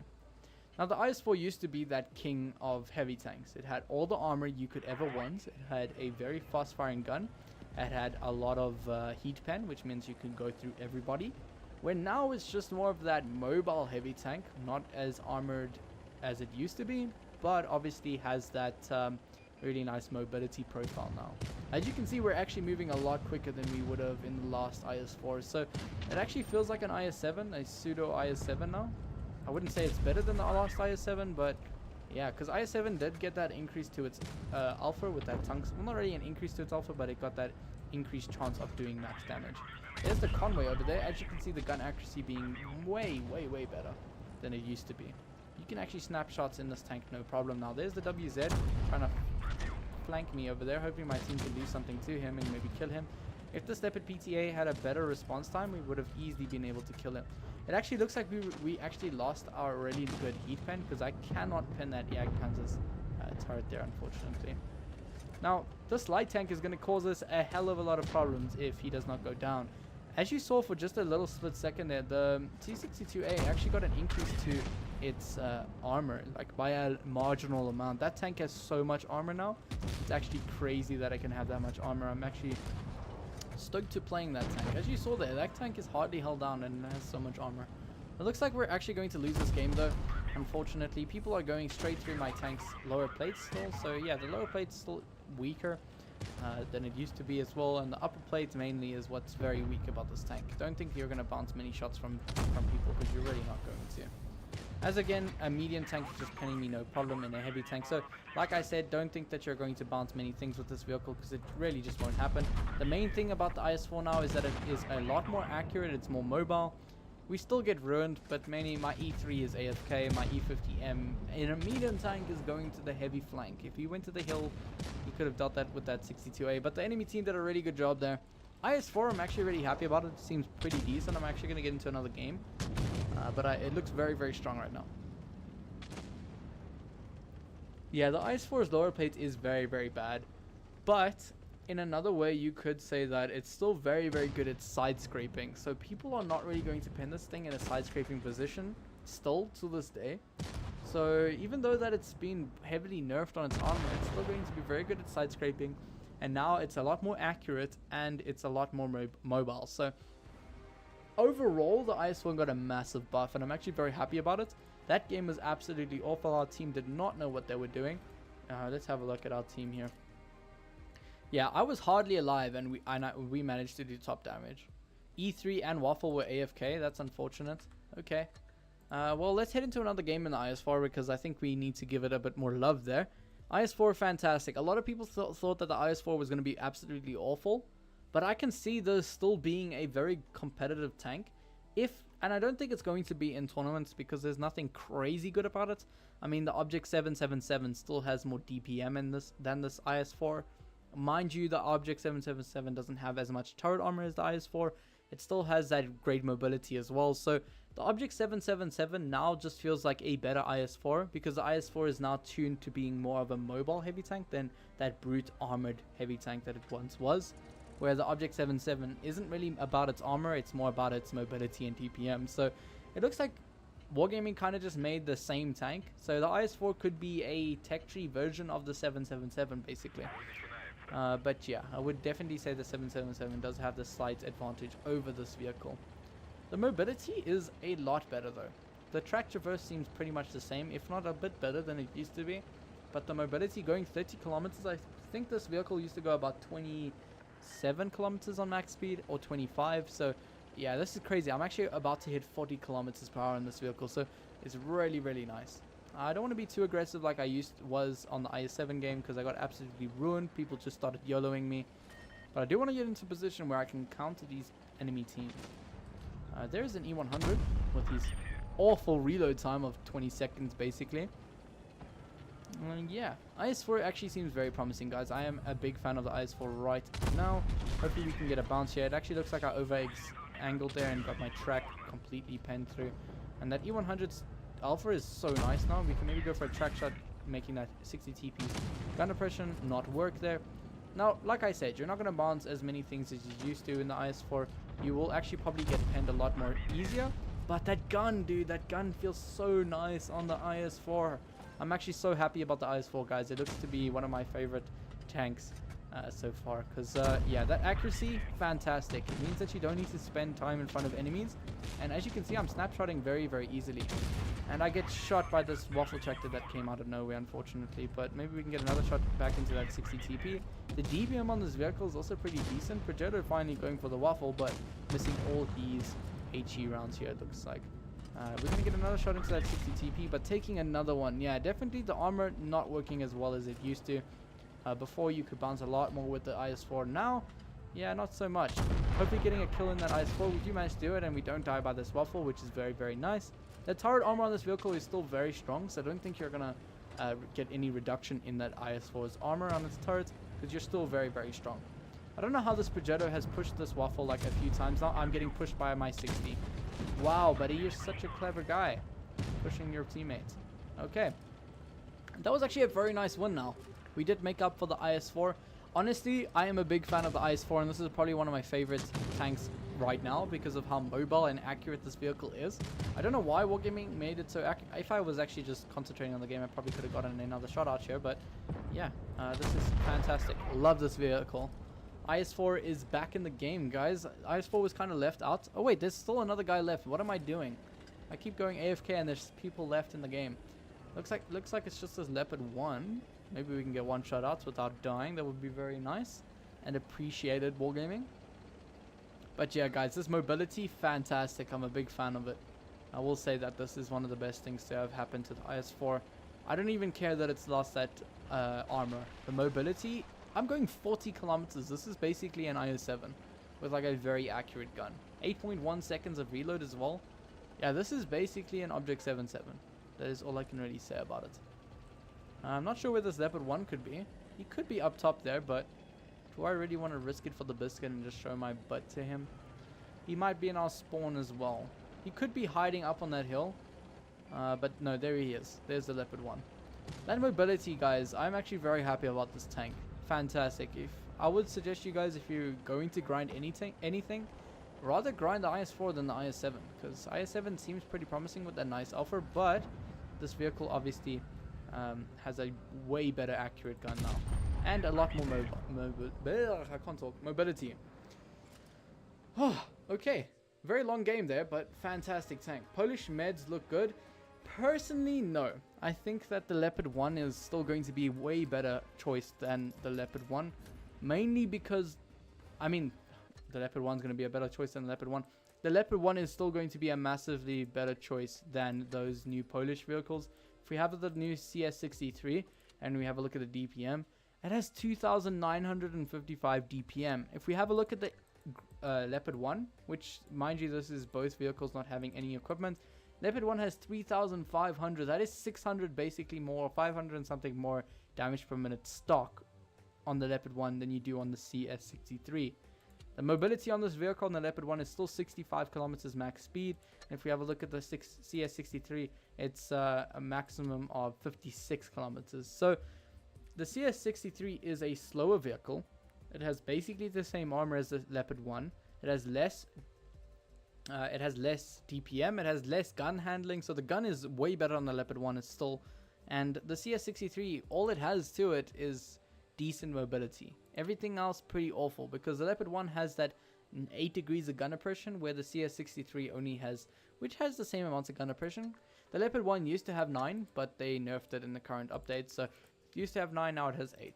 But yeah, the only thing better, I can't even think of something that's better on the CS-63 over the Leopard 1, to be honest. Okay, now another tank that we can try out. IS-4 is definitely a go-to. I love the IS-4 in the next update. In this update, it's kind of go-to, I won't lie. Kranvagn needs another chance, so let's head into the Kranvagn. Kranvagn got a massive mobility buff, so which basically means that it's going to be a lot more mobile, guys. That's basically it. Everything else about the tank wasn't really changed, so the only thing that you're going to really notice is that the mobility is a lot better.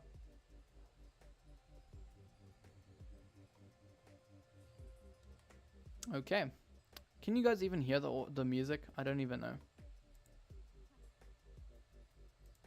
Let's see if we can get into a game with the Kranvagn. That would be very nice, wouldn't it? Okay, so if you guys are enjoying this video and or this live stream, and it does end up being helpful to you guys, please leave a like and subscribe. It really helps me out. I love Polish tanks, so I feel I'll do good on it.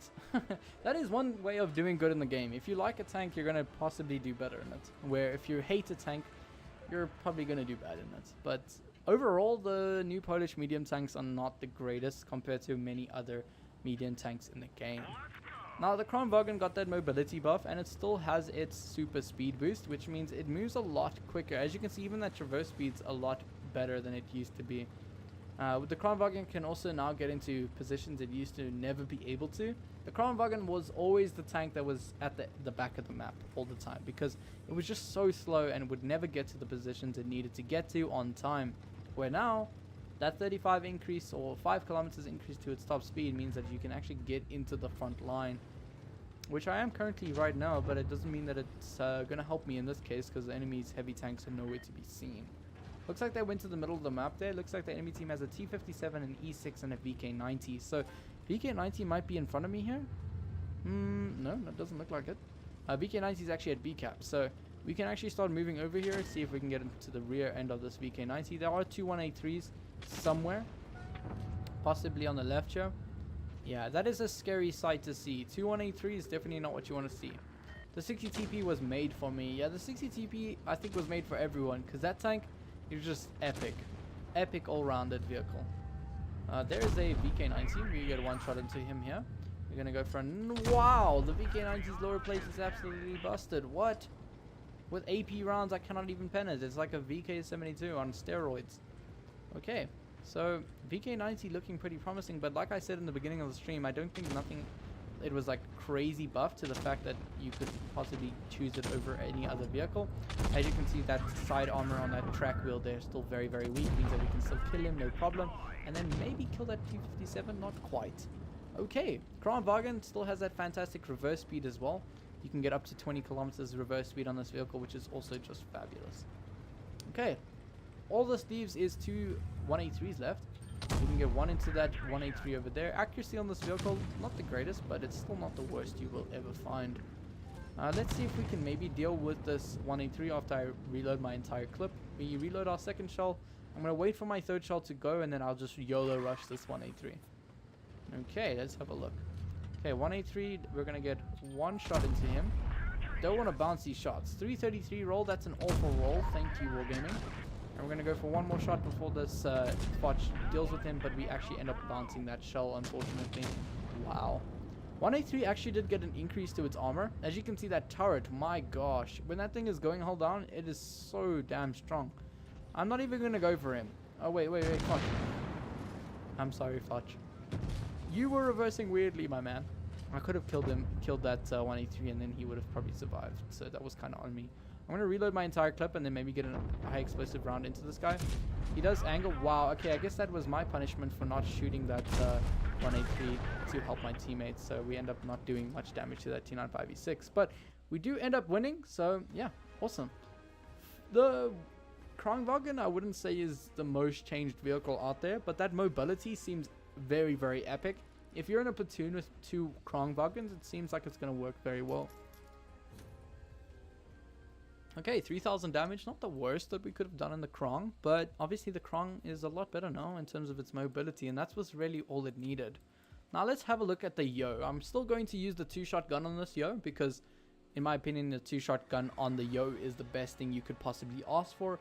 It has a lot of damage output, only 1.5 seconds into clip, which nothing was changed on the gun. That is what I'm happy about. Nothing at all was changed on the gun. Oh, and Ghost Factory, awesome. So Ghost Factory did receive a change, I believe. I'm not sure what that change exactly is, but there was a map change. Something was revamped on the map. I don't know if it's maybe the cap circles. No, cap circles look the same. So I don't know what was really changed about this, but Wargaming did say that Ghost Factory was changed. I'm actually going to take my Yo to the middle of the map. I wouldn't suggest it every time, but I'm hoping to catch someone off here by going to B-cap. Okay, so what do you guys think of the Kranvagn? Does it look like a tank that you guys want to go and grind? Let me know in the comments.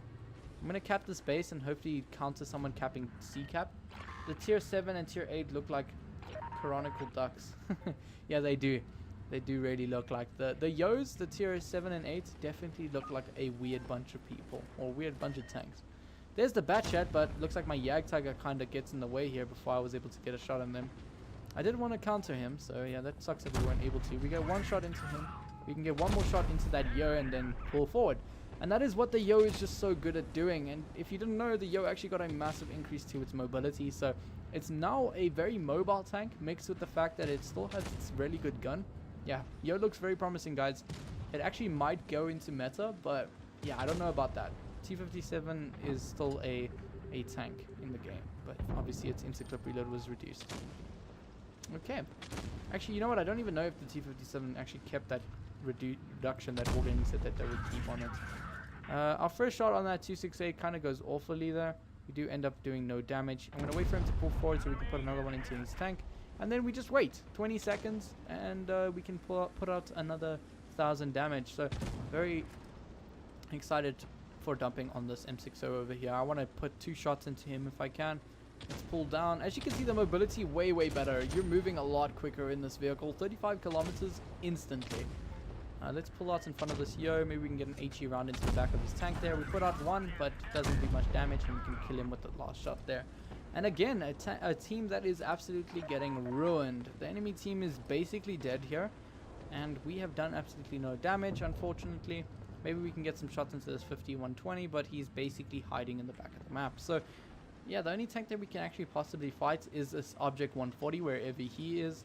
It is Yarrow, which I do know Yarrow, so let's see if we can go and nuke Yarrow in his 140. The 140 got a decent buff to it as well, so yeah, he could possibly do a lot of damage here, but knowing Yarrow, he's probably up top here trying to snipe our teammates here and get some distance between them. So I'm just going to go straight for it. I'm going to go up here, see if I can spot him and maybe do some damage to him if we can. Hopefully he's not AFK, because then he would be on my far right. Let's have a look. We'll aim that side just in case. Doesn't look like he's AFK, and it doesn't look like he's over here. You know what? I actually get spotted, which could mean that he's on our left, but it also could mean that he's behind me. Because I think if he was in front of me, I would have been able to spot him, but maybe not. I7 is looking spicy. It definitely is. But personally, I think the IS-4 is a better bet now. I do like the IS-4 quite a lot. And the IS-7 is just still also a fantastic tank. Don't know what Yaro is doing. Wish that he wouldn't play so passively. I mean, it is definitely going to be a win on us. So I don't know why he's not going for... Was he actually AFK? Wow. Okay, I guess the Yo's view range was just not enough to spot him there. Damn, that sucks. I could have gotten 2 shots into him. Dysphoric Smile, welcome to the stream, man. Glad to have you. Maroni Wassam, welcome to the stream, buddy. Glad to have you guys. We just played a game in the Yo. Didn't go to plan, but the Yo seems pretty decent. I noticed, like, I know the mobility is better on the vehicle, but I don't think it's a tank that has a noticeable difference to actually, like, speak much about it. The IS-4 did lose all its armor, but it got a way better accurate gun, and it also got a very good mobility profile. You can go up to 40 kilometers in it now, so it's basically the IS-7, but with a very accurate gun. So yeah, speaking of the IS-7, I was meaning to get a better game in the IS-7, so might as well go for it. Yeah, I love the 2-shot Yo. The 2-shot Yo is like literally the best thing to ever happen to this game. I mean, you still have that great gun where like the T57's gun got reduced, so it's like basically got nerfed, where the M6 Yo still has that fantastic gun. So glad to hear it. Okay. Let me know, guys, if the music is too loud, if you guys can hear it, if it's too loud. Okay, we get into a game with the IS-7. Hopefully we can pull out a great and fabulous game here. IS-7, pretty decent. It got a reduction to its traverse speed, which I'm not the happiest about. But it does have tungsten rounds, which is okay. I would have much rather have seen something more like maybe better accuracy instead of tungsten, because tungsten, all tungsten does is allow you to be more accurate. Well, not more accurate, I mean allows you to hit your high alpha rounds a lot more reliably. But you doesn't mean that you get a boost in that damage that you can deal. 525 damage to that T57. What I don't like is that the new change to the tungsten rounds means that you can't see that the shot does tungsten. It doesn't have that like effect on the damage marker, unfortunately. It also got M32. What does that mean? Let's see if can anyone poke out here and we can do more damage. Doesn't look like it. Got 320 millimeters of APCR, which yeah, that does suck. It did lose its heat, which means that it's not able to pen as many targets that it used to pen, which is a bummer for the IS-4. But I do think that the mobility and the accuracy buff is still way better and makes up for all those changes that it got. Here comes the 50 TP rushing me. Hopefully he goes down the hill here. Yeah, he does. Which maybe means that he's going to get a shot into me, no problem. And it looks like I'm going to get rushed by an E100. Don't you guys like the NA server? Just absolutely lovely. You got players that just YOLO rush. And yeah, this just sucks, guys. Don't know what my team is doing. I got 2 heavy tanks at A cap. Why every time I play the IS-7 I get absolutely YOLO rushed? Tortoise, no. No. We get it. You have a lot of DPM, but leave me alone. I'm going to actually side scrape along his body. His tank, so that he can't actually shoot. Wow, okay, E100 Amarax me, dope. Wow, okay, thanks heavy tanks. VK90 just chilling here. He's busy playing the camping game. Every time I play the IS-7 I get YOLO rush. What is up with the IS-7? People love rushing it. Also get awful teams. I'm grinding the FE215B. Is it good? 215B definitely not great. I'm going to say that. I mean, if you're a good player, it's going to give you a lot of fun because it has a very accurate gun and a lot of DPM. It also has HESH, which means you can do a lot of damage with your high explosive rounds. However, everything else about the vehicle is pretty much awful. You have no armor, you can't side scrape. Well, you can side scrape it in it recently, but the turret armor is also reduced, so people can pen your turret very easily. Yeah, there's nothing really much about the tank that is very, very noticeably good. All I can say about it is that it has a good gun. You stopped at the Conqueror. The Conqueror I would actually say is a better bet than the FE215B, just because it has that that's that gun depression where the FE215B just doesn't have that. Okay, I'll have to come back to that IS-7. Chieftain Mark 6 didn't really get much of a buff, unfortunately. I wish it got like maybe more DPM to be more competitive against the medium tanks, but it does have very good DPM regardless. 2,900 for a heavy tank's very good. If you have a look at the IS-4, that is basically the same as the IS-4, I think. Yeah, IS-4 2,700 if you had to, that's with gun rammer, so yeah, that's pretty decent. And if I was running calibrated shells on the IS-4, which I may actually recommend doing because it doesn't have heat anymore. Oh wait, the IS-4 does have heat. I thought I got APCR. I may be wrong about that, but yeah, that means that the IS-4 is still very strong. So it's 336 APCR with calibrated. IS-7 used to have 318. Yeah, so IS-7 did get that boost in its APCR pen, which is okay, it's decent. But I mean, I've never had a really problem with the IS-7's pen. It was always about that accuracy, and the accuracy wasn't even that bad if you aimed it in. Turret armor did not change. Well, I'm not saying the IS-7 is a bad tank. IS-7 is still a fantastic tank, but I would say that the IS-4 is a better bet for me right now, where the IS-7 always used to be a better bet before this update. Yeah, NA is full of these players. Like, on EU, I would have gotten down in there and no one would have pushed me and I would have been able to farm them out. So, where on NA, they just absolutely leave. The STB got massively buffed. Yes, I did. If you want to have a look at the game, and I did on the STB, it's at the beginning of the stream. So if you want to rewind and watch that, otherwise I will get back into it at a later time. But STB, fantastic tank. I'm very happy about it. No, FE215B turret did not. Turret armor did not change. Okay. I think Wargaming did say that the turret would change, and then they changed what they thought about it. Or maybe I just heard that it was going to get reduced, which I thought it might have, but... Oh, Wargaming did undo that? Okay. Okay, well, FE215B has always been a tank. It used to be absolutely broken, and then it got like absolutely nerfed, and then everyone hated it. It was a meta tank, believe it or not, because of that fantastic gun that it has. But other than that, it's pretty much useless now. I mean, you can play any other tank than the 215B and get a better like battle out of it. Let's see if we can smack this T62A for 469. I didn't run my tungsten because, yeah, I wasn't sure if that was going to hit or not. The IS-7's gun doesn't seem as bad as it used to be. There's a guy on my right. Now, I haven't played this map in a while, but I do know that if you sit too long here, the enemy team's just going to absolutely nuke you. Doing 694 to that M48 Patton's rear. Love to see it. I'm going to turn around, maybe get one more shot into this M48 Patton, maybe a high explosive round if we can. And we managed to do 582 damage to the M48 Patton. Yeah, the IS-7, if you can get some HE rounds out there when using tungsten, you're going to do a lot of damage, that is for sure. There is the mouse. Okay, not a sight that you'd like to see right in front of you. There's the WZ. We missed our shot at him and he puts a shot into us. I'm pretty sure the WZ got a reduced in its alpha damage, so yeah. He wasn't able to hit me as hard as he possibly could have. Let's see if we can nuke this mouse though. 489 damage to his lower plate there. And we're just going to go into a side scraping position here. IS-7 does this fantastically. If you can get into side scraping position with the IS-7, you're going to do and be very happy with yourself. Okay, looks like my VK-72. VK-72 is a tank that I'm very happy about as well. Probably my favorite heavy tank right now. Because you can do a lot of... that mobility that the VK-72 got, fantastic. That traverse speed, look at that thing. It traverses as fast as an IS-7 basically. Mouse did get the DPM buff, so he probably actually can pen me a lot easier than he used to be able to. Wow, okay, so Wargaming definitely did increase that armor in between the tracks, so love to see that. It means that you can't pen it as reliably. I'm going to load up to APCR to make sure that the shot goes in. 409 damage, not the greatest you'd love to see. I'm now just going to rush for the WZ-11. WZ-121 got tungsten. I really want it.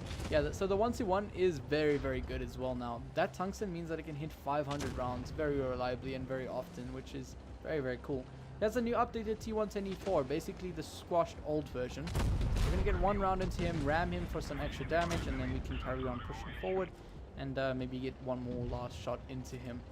In another few seconds, we can roll it up. Using our tungsten, doing 551 damage. Hopefully we can get one more shot out onto that object T68. I don't know how our T110E4 is struggling here. I really don't. That is not a hard tank to pen, and he's really struggling with a tank that has so much pen. Okay, we're going to wait for my shot to like aim in correctly. T110E4 does kill that WZ, so it means that he didn't just die for that. And yeah, we've done a lot of damage this game. IS-7, fantastic tank still. I really want to try the Kranvagn 50 ton. Sorry of the scuffed messages on my tablet. It's alright, man. Yeah, the Kranvagn 50 ton looks pretty promising as well. I will say that it's a pretty decent tank, even now to this day. And you can currently get it in store if you were wanting to do that. So yeah, would definitely say that it's a very good option as well. Okay, so that was a very good game in the IS-7, 4,700 damage. IS-7, personally, I do think that the IS-4 is maybe a better bet, but the IS-7 is still very, like, way more mobile than the IS-4, even though that the IS-4 got that buff to its mobility. So it really depends. IS-7, you know what, now that I've actually played it a few more games, that tungsten is very, very nice. And the IS-4, while it does have that great mobility and very, very good accuracy, like, you can snap shots in the IS-4 now. The IS-7 still feels very fun because of that alpha, and it means you can put a lot more damage out in less amount of time. So yeah, I do actually love the IS-7. Let's play a tank that is actually getting absolutely, well, it is actually very awful right now. The Grille got a massive nerf to it, and it means that every other tank at tier 10 is basically better than the Grille 15. Unfortunately, but yeah, let's see. Wait, did the Grille get tungsten? I can't even remember. Consumables, no, it did not. It still just has its reticle calibration. Yeah, I wouldn't even run the reticle calibration. Could be useful in some situations, but I'm not a player that actually usually runs the reticle calibration. I rather run the DPM so I can be better suited to putting out the damage. It has tungsten. Yeah, the Kranvagn 50 ton does have the tungsten, which means that it's also going to do a lot of damage, and because it has such a quick reload, it means that you can put so many shots out with tungsten, which is very nice. Yeah, the Grille, guys, this is basically the worst tank at tier 10. Let's go ahead and lose this battle, because if you're playing a Grille, most of the time you're just gonna lose the games. The VK90 armor is insane now. I don't know why Wargaming buffed its armor. It's already good. Yeah, the VK90 looks like a pseudo VK72. I mean, that armor is formidable. It's basically a VK72 with like impenetrable side armor. So yeah, VK90 looks very promising, but I wouldn't say it's better than any of the other collectible vehicles that you can get. There is a batch head over there. Get a shot into him. The Grille still has that very accurate gun, so you can still hit very hard. The one thing that's still bad about the vehicle is its camera rating. I'm actually surprised we weren't able to get spotted there. You get one shot into that SD1. We actually bounce it because he ends up turning at last second there, and we get spotted by that batch head, unfortunately. Now, this is what happens in the Grille. The enemy team starts, well, your team starts running away, and the enemy team starts yellow rushing you in the Grille. So I'm going to try to run away here, use that great like forward speed mobility to get out of here before any of those medium tanks can get to my rear. Hopefully they can deal with that other guy a bit longer and then leave me alone. I'm going to just YOLO to my heavy tanks, see if they can provide some cover for me. 1050 clip in 3.6 seconds. Yeah, so the batch hats also fantastic. That is going to be new meta. I mean, you're going to see batch hats a lot in tournaments because it has the best view range now, which means you can put out and spot anybody else before anyone else can spot you. We bounce a shot from that Progetto. I wanted to put a shot into him, but I'm surprised we actually bounced a shot from that Progetto. Grille is still one of the most mobile tank destroyers, so you still have that on the Grille. But yeah. Hopefully we can now get into a position where we can just counter the enemy. That's all we need to do. Let's counter the enemy. I'm going to stay in third person here so that if anyone pokes out over this corner here, I can just shoot them. I get spotted, man. Oh, it's probably that freaking TVP over there. There's the Progetto. Get a shot into him. He's now one shot to me, hopefully. We bounce another shot from somebody. 270 Alpha. That might be... That's probably the batch hat, maybe? I don't know. No, here's the batch hat. Okay, so we get a shot out from this batch hat, unfortunately. I don't want to get nuked by this entire team.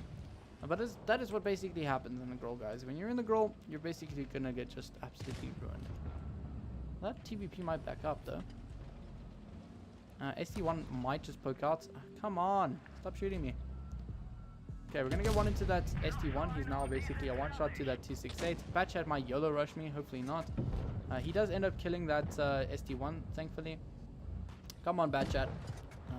Okay, well, Batchat's playing like a wussy. And I am a clip potential to him. I can get clipped by him, unfortunately. Let's see if we can actually kill him, though. I need to put 2 shots out, and he can put basically 2 clips into me before I go down. So, and I am spotted like every single 5 seconds, so this sucks, honestly. I don't know why the Grille has such bad camo rating. It should have one of the best, seen as it's not the most biggest vehicle out there, and it has absolutely no armor. Like, come on, Wargaming, what are you doing? We get one shot in for 499. What is that? What a rip-off roll. But this DPM does mean we should be able to reload before he can put another shot into me, hopefully. We can get another shot into him, killing him there. And it leaves one person left, just a bad chat. I'm going to hide behind this big building here so that he can't just shoot me.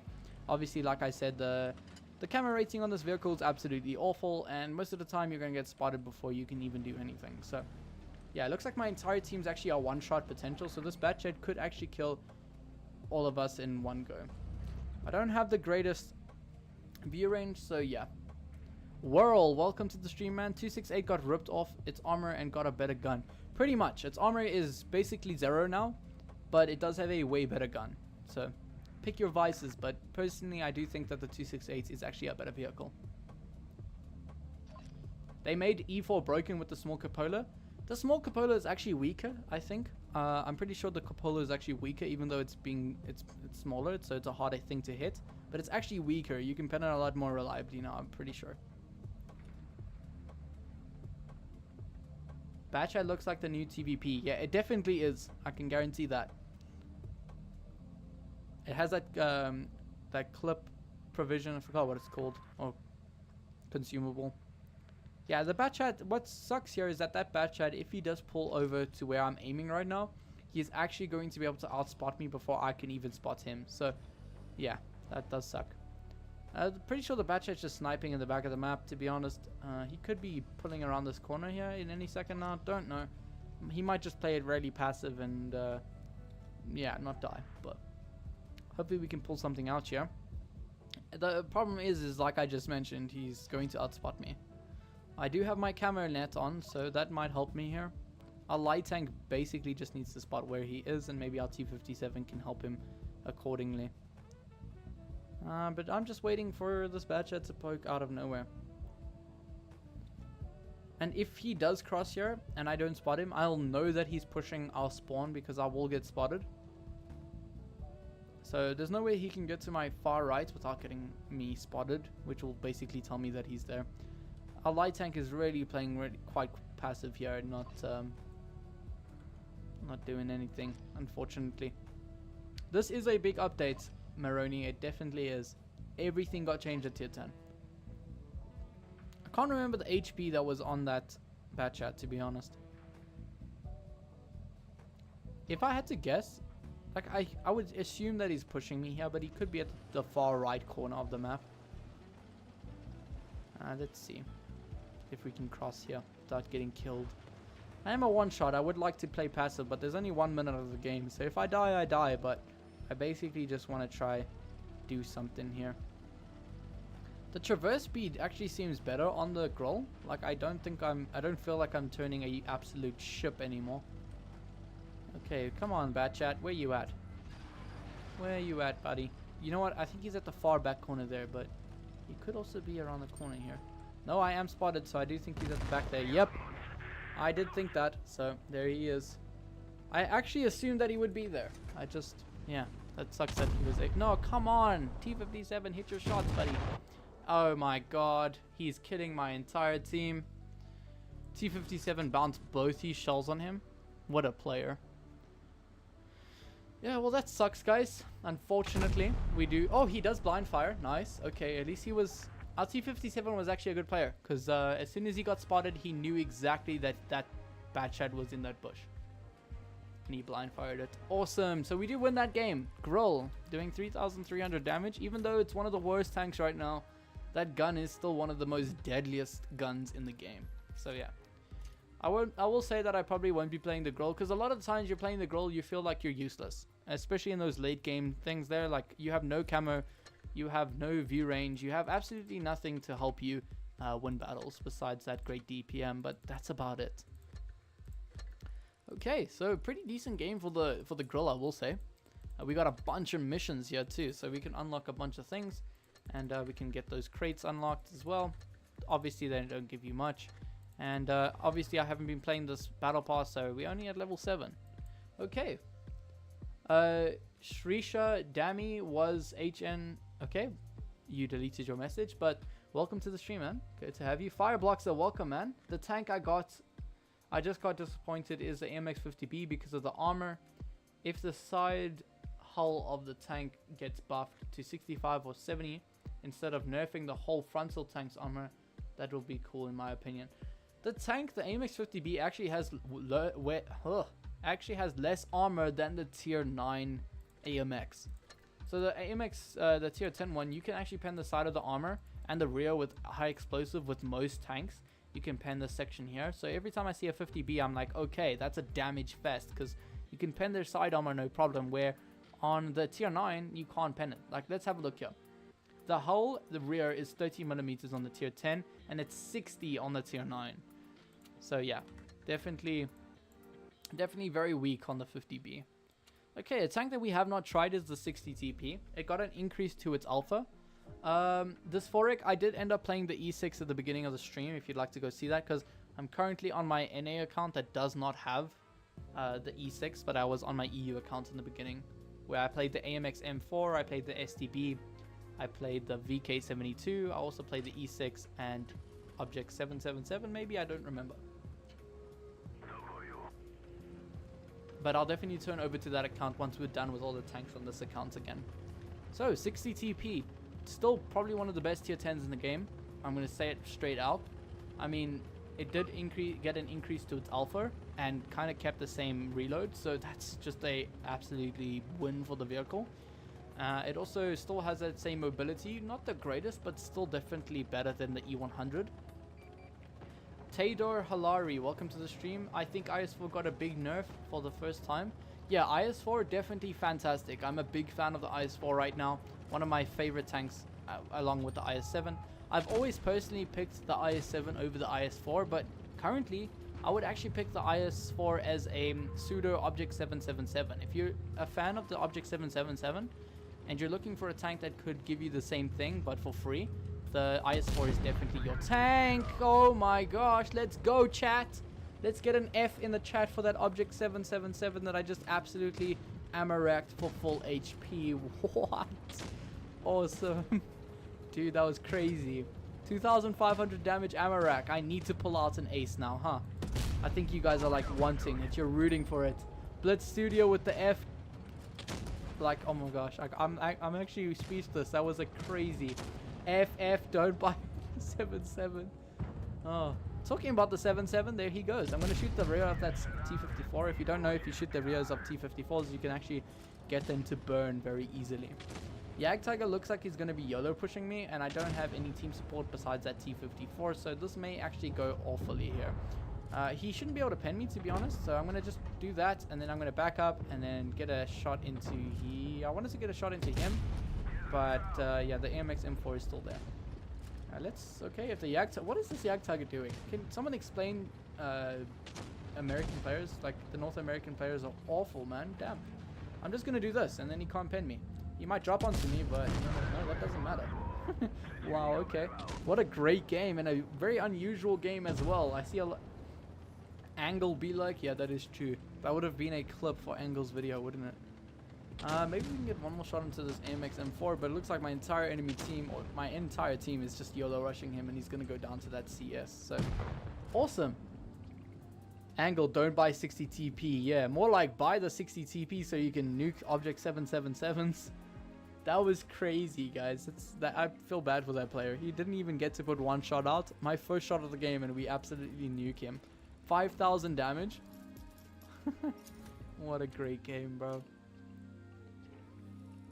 Awesome. First game for the 60 TP. Obviously, it's done really well because obviously it has that increase to its alpha, which probably could have improved my chances of ammo-racking that Object 777.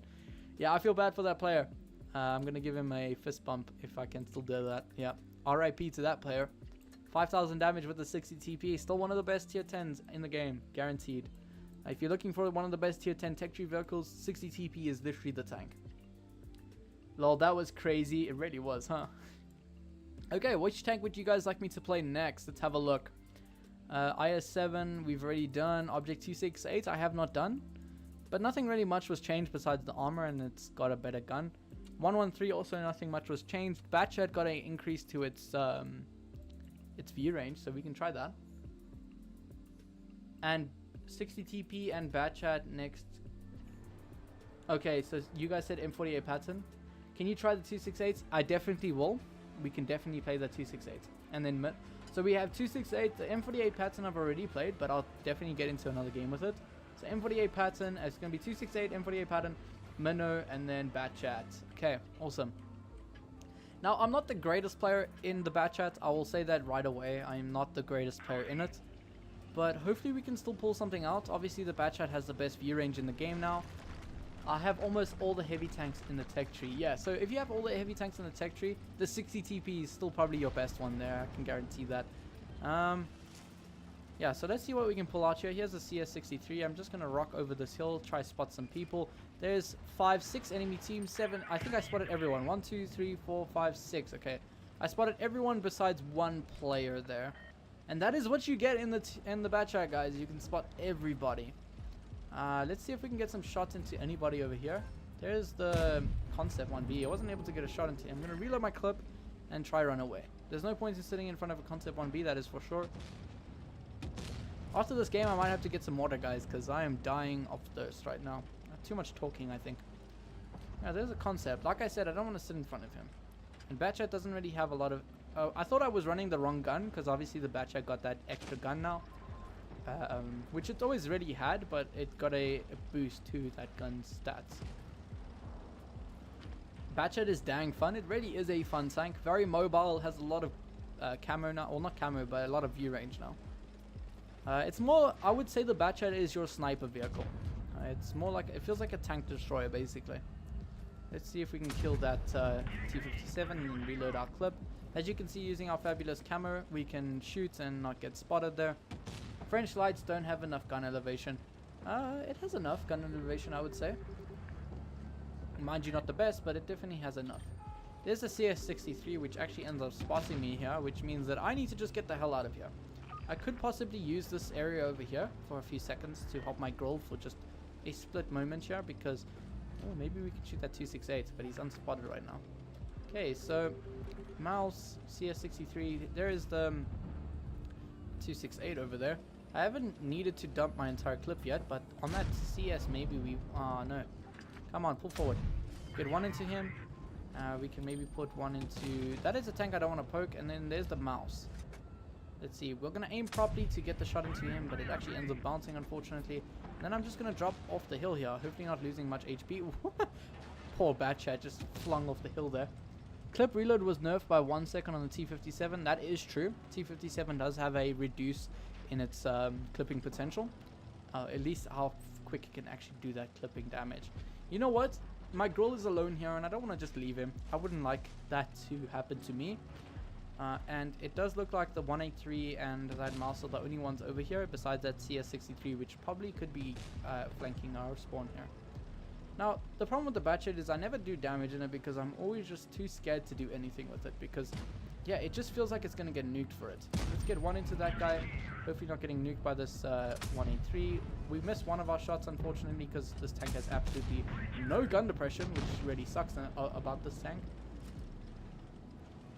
And we've currently only got 1,200 damage, and that is what I meant. This tank gets no damage out, unfortunately. It can do a lot of damage, mind you.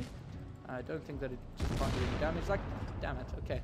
It just leaves a CS-63 left. I missed another shot, unfortunately. Man, I do wish the gun depression was better on this vehicle. Track him once, and then maybe we can do one more shot to him. And we do manage to do it. So, we don't break 2,000 damage, but we do know we didn't take any damage for it. 1 second is a significant nerf, yes. 1 second, even in World of Tanks Blitz, can be a massive detriment to the vehicle, because that's basically reloading a third shell on the M60's 2-shot gun. So, yeah. Bat Chat, there we go. We were able to spot that entire enemy team off the bat of the game. Now, that's what you really want to do in light tanks, is it's not all about doing damage all the time. It's mainly spotting the enemy team, because you get a bunch of XP for it. If we have a look here at what we earned, XP-wise, we earned about 1,000 there.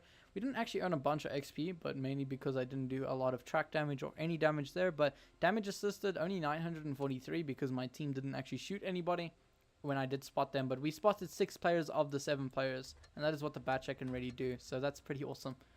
Okay, so I see people were saying, which tank was it again? I see a lot of Mino. Mino. Okay, let's play the Mino. I'm going to actually get some water real quick, so give me like 2 seconds, guys.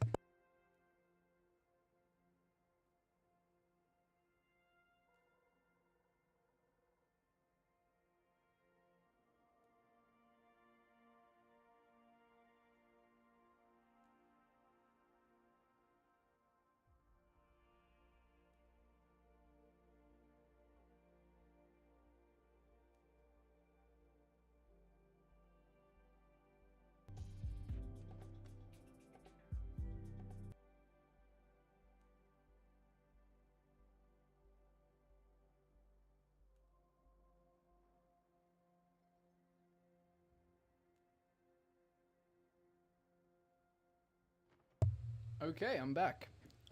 Would you recommend grinding the VK72? Definitely. I would say it's a better VK90 Batista. VK90 is pretty strong, but I would definitely say that the VK72 is better than the VK90 because of the mobility buff that the VK72 got. The traverse speed on that tank is absolutely crazy. And because the reload got nerfed, it's basically this, oh, actually buffed. It's better than the VK90. I believe they have pretty similar reloads.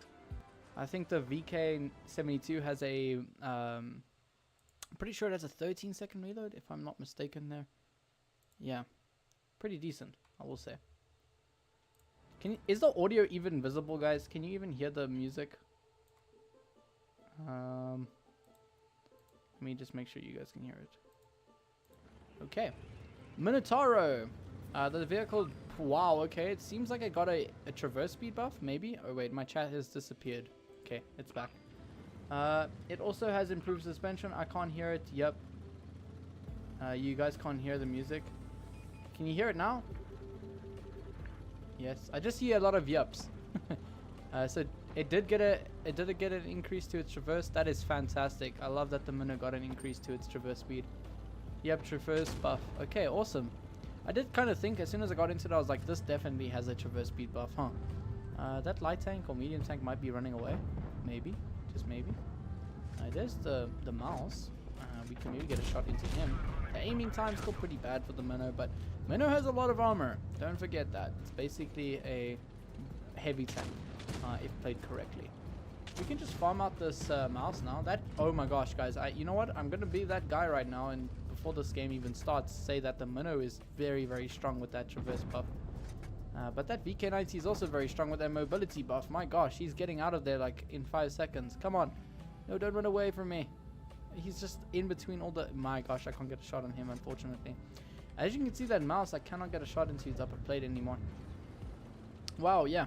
VK72 is extremely fast. Its reverse speed is crazy now as well. It's okay. The side armor got better. On the Mino? Oh, are you talking about the VK72? VK72 did get a decent enough pen or buff to its armor. I believe on its side skirts. It looks like we get penned by that Super Conqueror, no problem, unfortunately. You know what? We won't be able to actually pen that Super Conqueror back, so I might as well just get out of here.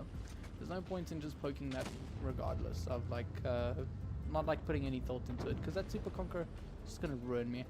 Can maybe get a shot into the side of the tank there though. Missed the shot, unfortunately. We can put a shot into the TVP, that's for sure.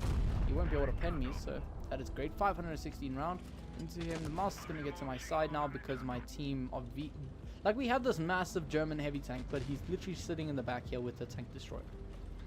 Don't you just love these players, guys? And I don't want to get nuked by this TVP if he pokes it on the corner. I will say this traverse buff makes this tank so much more fun. I can see it being a really decent tank now. Yeah, you're good. Okay, so mouse is just going to get another shot into me if I just back up there, so I really don't want to go forward here. It looks like my VK72 does get a shot into him at least. Yeah, so I'm actually put into a situation here where I can't really do much. Maybe, just maybe, be able to get a shot into that mouse. Looks like he's getting dealt with the... Oh no, Super Conqueror came out of nowhere. Okay guys, this is looking kind of slow right now.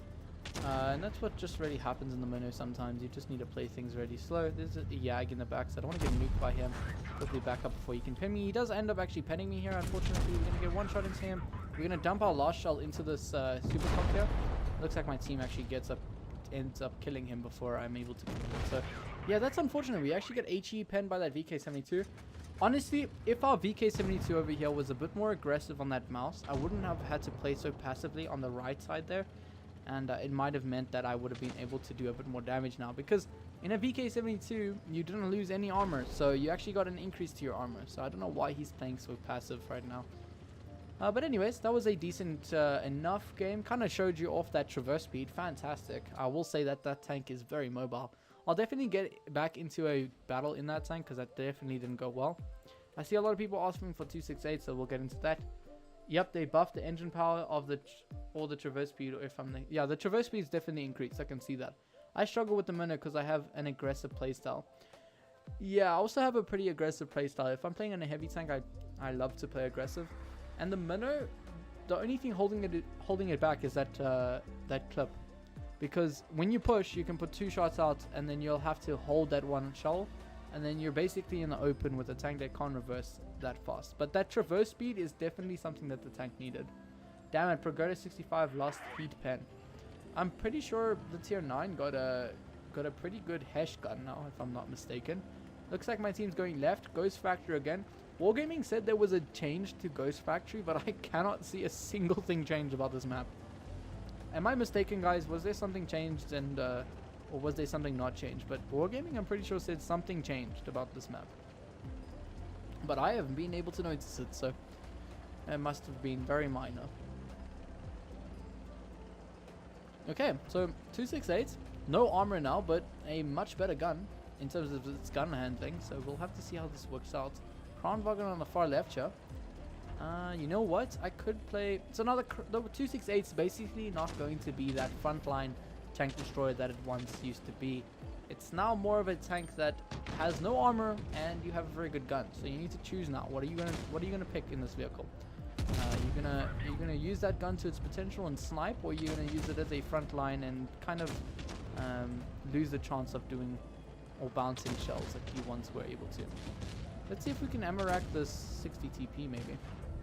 I'm gonna push over this ridge line. Might not be the greatest idea, but we do manage to get a shot into him. As you can see, that gun way more accurate than it used to be. I mean, this vehicle used to miss a lot of shells. It wasn't the most inaccurate vehicle out there, but I can see how that dispersion can help this vehicle quite a bit. Object 260 is backing up here, and he might get absolutely nuked by that 60 TP in just a second. Wouldn't want that to happen to him, so let me poke up here and see if we can get a shot into this guy's loaded plates. If we do actually end up bouncing him, I should have probably loaded up heat. My teammates, like, what is that 60 TP doing? Can someone please explain? His entire team is dying on the flank here, and he's back in the spawn. If we don't get rid of this Kranvagn, we're basically going to lose this game, unfortunately. So I'm just going to YOLO push him here. He's going to go for a track shot on me, but that's not going to stop me. I'm going to push over this hill, hopefully get my gun depression down to kill him, and hopefully make this E100 bounce, which he does end up doing. TVP is still in front of me, which can pen me no problem. So I don't want to sit in front of that TVP. Okay, so this is not a great situation for us. Enemy team is nuking us, basically. Going to load up our heat pen here to get a nice shot into that E100. Because that E100 has a very long reload now, it means that he can't reload quick enough to put a shot into me. TVP is just going to push me here, it looks like. And if he does, that he's going to do a lot of damage to me. But obviously he takes a lot more time to dump up TVP's clip. Damn, man. You know, all our 60 TP needed to do was be more involved. And we would have won this, I think. Because there's too much HP on the board now to win this. And yeah, he's missed these shots. TVP definitely lost. I mean, that 60 TP definitely lost the game for us there. Okay, let's see what you guys say. Standard B is a great tank. Always had Hesh. Oh, it always had Hesh? I thought it only got it now. Yeah, it's a mistake for me then. Standard B is broken in the right hands. Standard B, I've never really put much time into it because obviously it has no armor, and I'm more of a player who would rather run the leopard 1 instead. So yeah. Well, that's unfortunate we lost that game.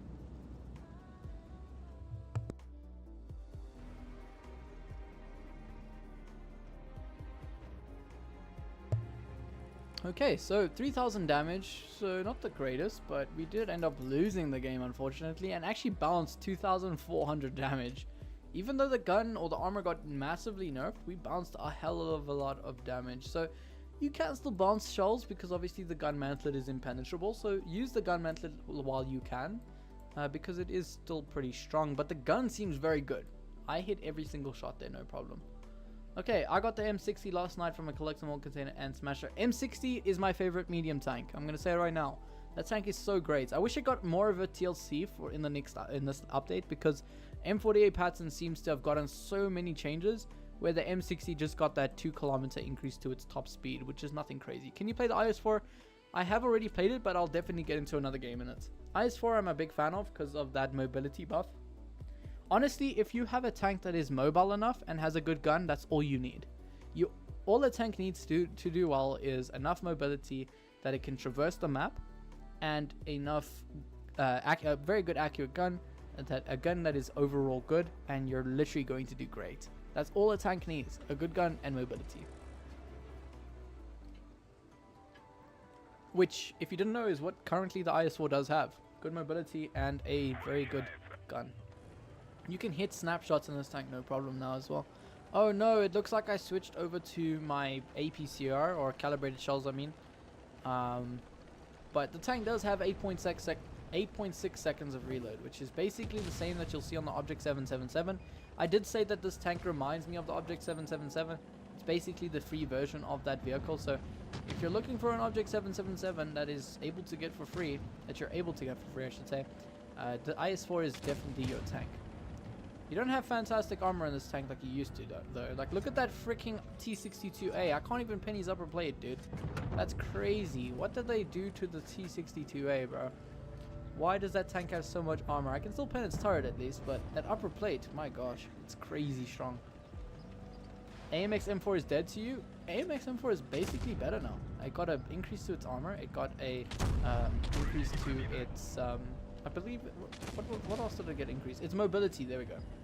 Its mobility got better, and it's basically it's... My god, I can't think, guys. I'm trying to shoot this Kranvagn and it's not working. We're bouncing shells on the side of his tank. I do well in a tank with gun depression. Well, yeah, if your tank has a lot of gun depression, you can do a lot of damage, that is for sure. Sheridan just going straight through my vehicle, no problem. I'm pretty sure he used heat though. He went through my upper plate maybe, and that was crazy because my tank is currently racked up. As you can see, I'm like facing up with my tank. We managed to get a snapshot into that Kranvagn's upper, or into its hatch, and that is why the gun's handling is so much better than it used to be, guys. You can hit a lot more shots in this vehicle than you used to be able to. That shot unfortunately misses, but I kind of rushed it. CS-63 on our team is basically dead. He's forever amazing. I know this guy. Let's see if we can deal with this Krong though, because the Krong is the deadliest guy on the team right now. Let's see. Come on, Krong. Come on, Krong. Pull over the... I wish the IS-4 got a bit more gun depression. I will say that. Because on most maps, require gun depression, and this vehicle just does not have it. This Kranvagn is not even going for a shot on me. He's just aiming up. Okay. Let's see if we can get the shot out into him. He does pull up his turret last second there, which means we don't get the shot out onto him. This is going to be a very slow game. I can see it right now. Sheridan is at least basically dead, so I'm happy for that. We get a shot into that Kranvagn's lower plate there, into the side of his track there, I should say. And maybe we can get one into this this FV's side there now. We missed that shot because I kind of was a bit scared there about the Kranvagn putting another shot into me. Let's see. Maybe we can deal with this guy a bit better here. We're going to get one into him there. Back up hopefully before the Kron can put another shot into me. I don't want him to shoot me more than once. AMX M4 mobility and the armor is the same. It gained little BPM, lost alpha and lost tungsten. That is true. It lost its alpha and it lost its tungsten, which, mind you, as long as it has that increased DPM, I'm not even worried about the alpha. What is this guy doing? Did we miss that shot? What? Okay. Yeah, that's unfortunate that I wasn't able to get the side of that FV215B, but we should be able to win this because we do have that HP advantage, and our players are actually surviving right now, which is what you love to see, you know. There goes the T124 below me. It's gonna probably nuke my light tank or medium tank now. That sucks. Gonna back up, try deal with him now. My traverse speed's still not the greatest. Maybe we can get a shot into this guy's side there now. And mind you, our armor is not that great, so I'm not expecting to balance anything from this T124. But he does end up putting a shot into our tracks, which means we do end up using our great BPM to put another shot into him. Now the alpha does seem quite lackluster. I'm doing 300 damage pretty often now, which sucks, but you know, what can you do? We get the kill on that FV215B there, and maybe into this Kranvagn in just a second. We are getting rushed on one side, so I don't want to over push here, because if I over push for that Krong, these 62As and these tank destroyers over here are going to just absolutely nuke us. Don't know what our other player over here is doing. He's not really helping us out. Well done, Conqueror, just sitting in the middle of nowhere. And our Yag Tiger is dead as well. Don't you just love these teams, chat? Like, at the last minute that we're going to possibly maybe win this, they end up suiciding themselves and just dying. Okay, so, well, there is the 62A that's very, very strong right now. Get to kill him though, at least. Hopefully, oh no. What is my team doing? Sheridan, did you actually have to kill yourself? We possibly could have won this if you actually just didn't die. I'm going to go for the 268 first if I can, because obviously he has the most pen. But I'm pretty sure I'm going to die here. This Kranvagn is very strong. Okay, so Kranvagn does still have a great amount of pen. Hopefully we can kill this Object 268. We do manage to high roll on him, at least. And we don't have that armor like we used to, so we might lose this now. Come on, bounce me. Ah, that's unfortunate. All my Sheridan needed to do was get the shot out on that 62A like he did, which is really good. Kudos to him for putting the shot onto the T62A. But if he just survived, we would have won that, because he would have had the rear end of both those vehicles, and we would have easily won. But there you go, guys. IS-4, still fantastic. I love the IS-4 right now. Only thing I'd pretty much say that is okay and pretty bad about the vehicle is that its alpha is not as good as it used to be. Of 420, it actually could still be 420, but I feel like I'm hitting very low shells now. Yeah, okay, it's still 420, but I found myself hitting 300 rolls quite a lot there, so maybe that was just bad luck, but it ended up feeling like I was having a 400 alpha gun there. Okay, so yes, that's crazy. The T62 upper plate is better than the IS-4's upper plate. Right? Like, really? Wargaming? What is happening here? A medium tank. Yeah, let's give it more armor than a heavy tank. Let's go. I couldn't even pen his upper plate there. That's crazy. Can you play the M48 Patton? Yes, I definitely can. Let me get into it. M48 Patton.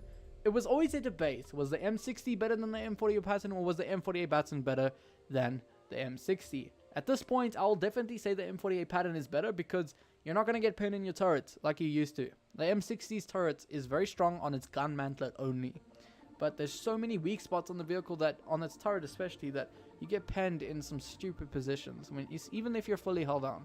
But the M48 Patton is so much more better at going held down now than the M60, so that's pretty nice.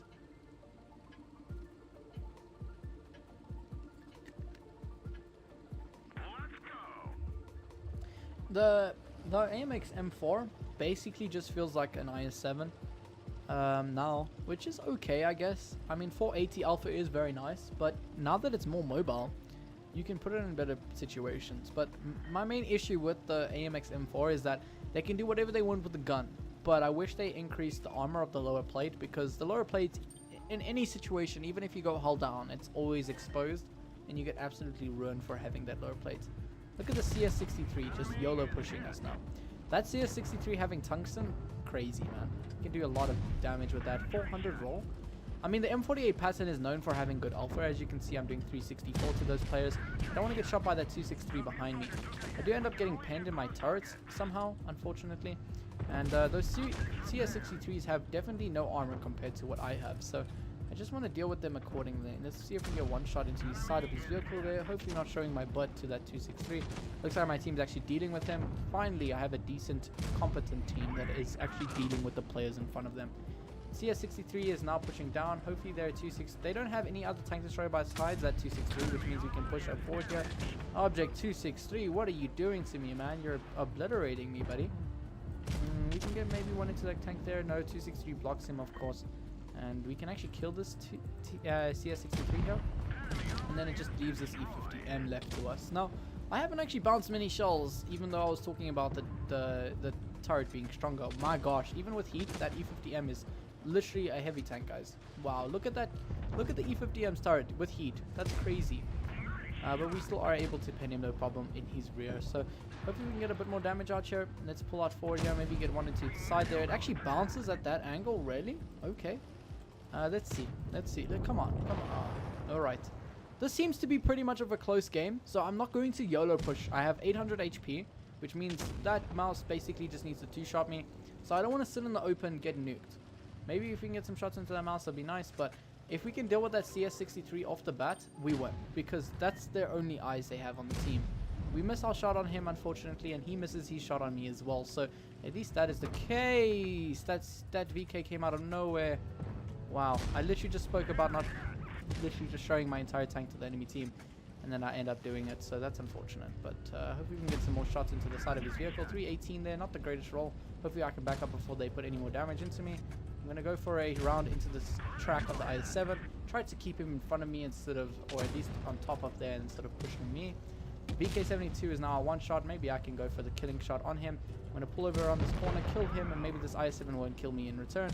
I'm going to stay below him to maybe keep tracking him here. I'm going to perma-track him, put another shot into him. And this is what you want to do in the M48 Patton, guys. Use that great gun depression and that great armor when used correctly to your advantage. The damage on this vehicle is still great. Even though I'm not running my adrenaline, I have a 5.8 second reload, which is just all you need from a medium tank. A lot of DPM that this tank can put out. And the fact that it had an increase to its armor, golden. This vehicle is fantastic. It might be a better bet than the M60 now. I'm afraid to say it, but yeah, the M60 has always been my favorite tank in comparison to these two tanks. Let's get a shot into his turret maybe. No, we bounce that one unfortunately. Maybe another one into him. He might kill me here, which I don't want him to do. He could have just rolled HE and maybe do like 100 or something damage, which, yeah, I guess wasn't the worst thing. As you can see, that mouse's upper plate's still very weak. Even for M48 Patton, this thing has so much heat pen. Wow, didn't even expect it from the vehicle. But there we go, 4 kills and about 5,000 damage in the M48 Patton. Blitz Studio, what is your favorite map, FaZe? My favorite map is definitely Mines. I love Mines. Mines is my favorite map out there. It's the one map that every time I get it, I'm like, yes, this is going to be a great game. Even though if I lose, it's still a fantastic game. There we go, Blitz Studio. Hopefully this was adequate enough for you in the M48 Patton. We pull out a mastery and we do 5,300 damage with 4 kills, I believe. Yep. Okay, there we go. M48 Patton, very strong tank. A lot of DPM to have. It has a lot of... M60 has 10 degrees. M48 Patton is down to 8. Yeah, that is true. M60 has more gun depression, but... And the gun on the M60, I would say, is a bit better. But the armor now on the M48 Patton kind of makes up for that gun depression that it lacks. So it's just your pick. I mean, honestly, the M48 Patton has that fantastic armor now. You can bounce a lot more shells. It feels almost like an E50M, not as strong. But obviously, you can bounce a great bit of shells on this vehicle. Most of the time, medium tanks won't even pen this turret. Only that hatch, where the E50M does actually have a hatch, but it's a lot smaller. I just played Vineyards and still the same map, yeah. So Vineyards, also, it's a pretty boring map to me. I haven't actually played it so far, to be honest. I haven't gotten matched into it. A great game, thank you so much. I don't know why, but I just liked the M48 Patton better before it got buffed. I mean, the M48 Patton got buffed long ago, and the M60 has basically never been buffed. The M60 has been basically the same tank since it released, like, I want to say 7 years ago. It was the first premium vehicle in the game. And back then, premium vehicle, or premium tier 10 premium vehicle, I should say. And those premium vehicles never really got any boost in their premium coefficiency. So it's really up to you. What do you really want to play? The M48 Patton or the M60? I have made a review on both those vehicles. If you want to go and view the review on them, I do have an actual video on them, and you can watch them and maybe decide then. But personally, the M48 Patton is very strong if you want to be that held down king. And the M60 is just that tank that you want to use if you want to be DPM reliant. But even running calibrated shells on this vehicle, that pen 330mm is fantastic. OG Cheesy, welcome to the stream, man. Glad you could make it. VZ55, anyone? Who wants to see the VZ55? I haven't played it today, so curious to see if you guys want to run it. I actually can't remember what was changed about it. Didn't the gun get a bit more accurate? Can't remember, guys. Or did it increase? Did it get an increase to its turret traverse speed or something like that? I can't even remember, guys. I want to see it. Okay, awesome. We'll run the VZ55 then. Nerfed M48 Patton alpha by 10, gave it more DPM. It seems 340 on the M48 Patton, 350 on the M60. So I'm pretty sure they had the same alpha, but 340 for a medium tank is still fantastic. The armor is what sells the M48 Patton now. Actually, did you play the E50M? I have played the E50M, but I don't remember if it was a decent game or not. I think it was a pretty good game. You can rewind and maybe try catch it, but I'll definitely play another game. And it's M60 has 268 AP pen and the same 330 heat pen as M60. I'm pretty sure you mean M48 Patton. Did you do the E50M already? I did, yep. Is the 60 TP better? Honestly, Vorinklex, hopefully I'm pronouncing your name right, welcome to the stream, but 60 TP just feels like the same tank, if I'm going to be honest. It has a better alpha, yes, but it just seems like the same tank. That's all I can say about it. You're not really going to notice anything different to it, besides the nice alpha. You can do 700 damage with caliber, the tungsten rounds now, which is pretty nice. Same here, especially with its armor buff. Yep, M48 Patton has 260 AP. Yep. Alright, so VZ55, not sure what was changed about it, to be honest. I can't even remember. But so far, it seems like the same tank. It doesn't even feel like it got a turret traverse buff, which is what I thought it would have received. It's quite slow. The accuracy is pretty awful on this vehicle as well. Despite having that caliber... What do you call this thing again? Stabilization something. Or it was a combat stabilization? Can't remember. But yeah, VZ55, very lackluster. I've had so many thoughts on this vehicle. It's not a great tank, in my opinion. There's so many tanks to play instead of it, like IS-7, IS-4 even now. So yeah, there's not, like the Alpha is pretty nice, but that's all you have on this vehicle. I'm not even sure if there's anyone on my left because my team is not with me, obviously. I mean, why would they be with me? While the 140's turret, absolutely awful now, guys. And you see, look at that. Even on the move, using that combat stabilization, that M48 Patton was still able to, well, I was able to still miss that M48 Patton. So that just shows you guys. We get another shot into that, well, our first shot into that 140, only doing 417, so you can see that Alpha not even being that fantastic to actually try work this ridgeline here. We bounce that shot again on the 140, and yeah, that's unfortunate. Now, I'm not sure, that 140 is actually in a good plan. I don't know why he's not pushing me. That's all he actually needed to do was push me there. Hopefully my CS-63 doesn't actually rush him because, yeah, he's just basically going to lose the game for us if he does that. We actually hit that CS-63 there, which is very nice. Past T95 E6 over VZ55 has stabilization now. Yeah, the T95 E6 has the stabilization, which I don't know why it has it. It really doesn't need combat stabilization, if I'm going to be honest. But, I mean, it's a nice touch, I guess. You don't end up seeing how it's useful, though, that I will say. Wow. Well done, CS-63. All you needed to do was not do that. And we probably would have won, but anyways. M60 up top. Maybe hit his hatch. We do end up hitting his hatch. As you can see, the gun can be very accurate if you weight it in. You know what? I might have to just take 2 shots from this M60 because I don't want to get nuked by that 183. That is for sure. Although getting shot by an M60 is basically getting nuked by a 183. I will say that. Let's guess where our team is, chat. Oh my gosh. 183 might pop up on my rear, you know that. So let me cap the space. Oh, maybe we can kill that M60 to be honest. Oh, my teammate and end up killing him, so that's nice. Honestly, if I want to do anything here, it's probably to maybe get up top there. Oh no, there's the 183. Come on, bounce me at least once. Come on, buddy. He actually hits me, but yeah, we're probably gonna lose this, guys, unfortunately. There's nothing much we can do. There's a guy behind me now as well. Wow. What is up with NA players? That T124 literally just needed to help his team. That's literally all he needed to do. He's in like one of the most armored tank destroyers and he's chilling in the back of the map, missing his shells like a dodo. Okay, well, I wouldn't say that was the VZ's fault. I probably could have put my tank in a better situation most of those games. And I knew that 183 was coming for me, so I should have put myself into a better position off the bat. But yeah, there's the VZ55. Basically the same tank, has nothing different to it, in my opinion. With combat stabilization, doesn't the gun bloom faster at faster speeds? No, I think so. What happens is that it reduces the bloom to like a crazy amount when you are under that, but as soon as you go out of it, it's going to go back to how it would normally be at that accuracy. So when you do have that incredible accuracy when you're using the combat stabilization and then all of a sudden having absolutely nothing, it really like screws over how your shot actually hits the enemy, if that makes sense. So basically it does kind of ruin the bloom, but you don't bloom faster, you just go, it's just instant to how your gun would usually be outside of combat stabilization. That was an awful game, but yeah, the VZ, no gun depression, hardly any armor. Well, it does have armor, but not as much as you would probably hope to have. It can hardly side scrape. Its gun can be accurate if you wait 10 years.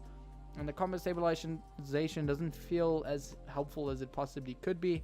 And while the alpha is pretty decent, a lot of times you're going to hit 400 and that's just going to feel like a IS4. So yeah, VZ definitely, I don't even know what changed about it, but it's definitely still not a great tank. Mainly to the fact that I didn't really see anything different there to what could have made this vehicle better.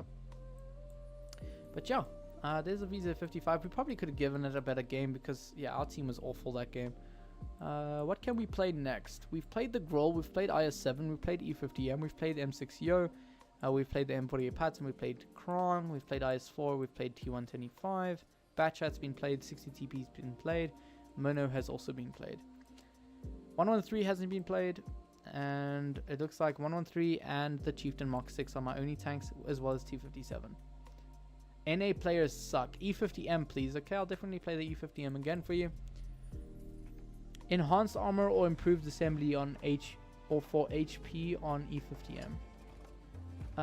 You know what?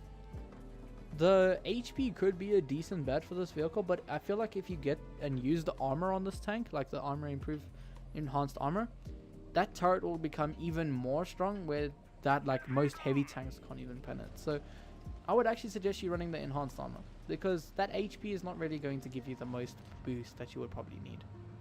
Okay, we're on the new map. Again, beautiful map. I love the new desert sands. It's just fabulous.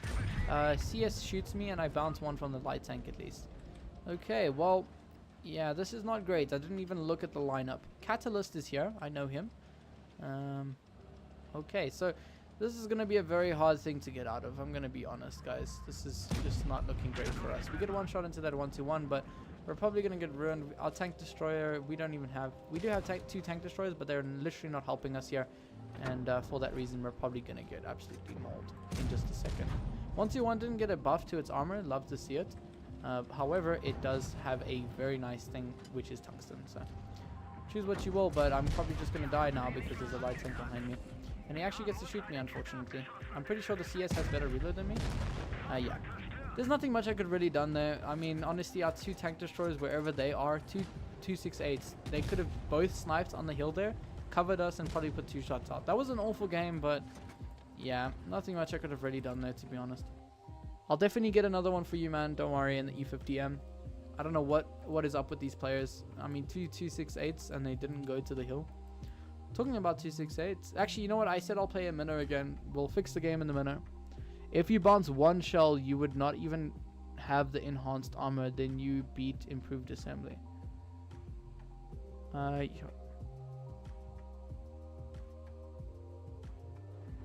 I'm not sure fully what you mean by that, dysphoric, but I think I kind of get the gist of what you're saying.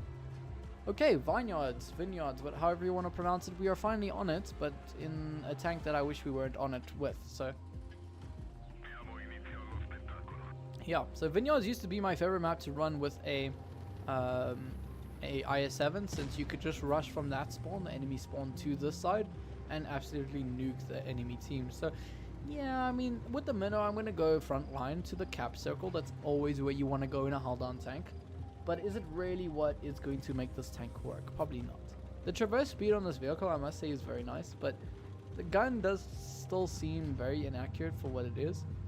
Mind you, it has a lot of health and a lot of damage output, so yeah, it's still a decent tank, but I do think that the top speed's still quite slow on this vehicle. You do have a lot of armor, but as soon as there's a tank that has enough pen, yeah, enough is enough to go straight through this vehicle.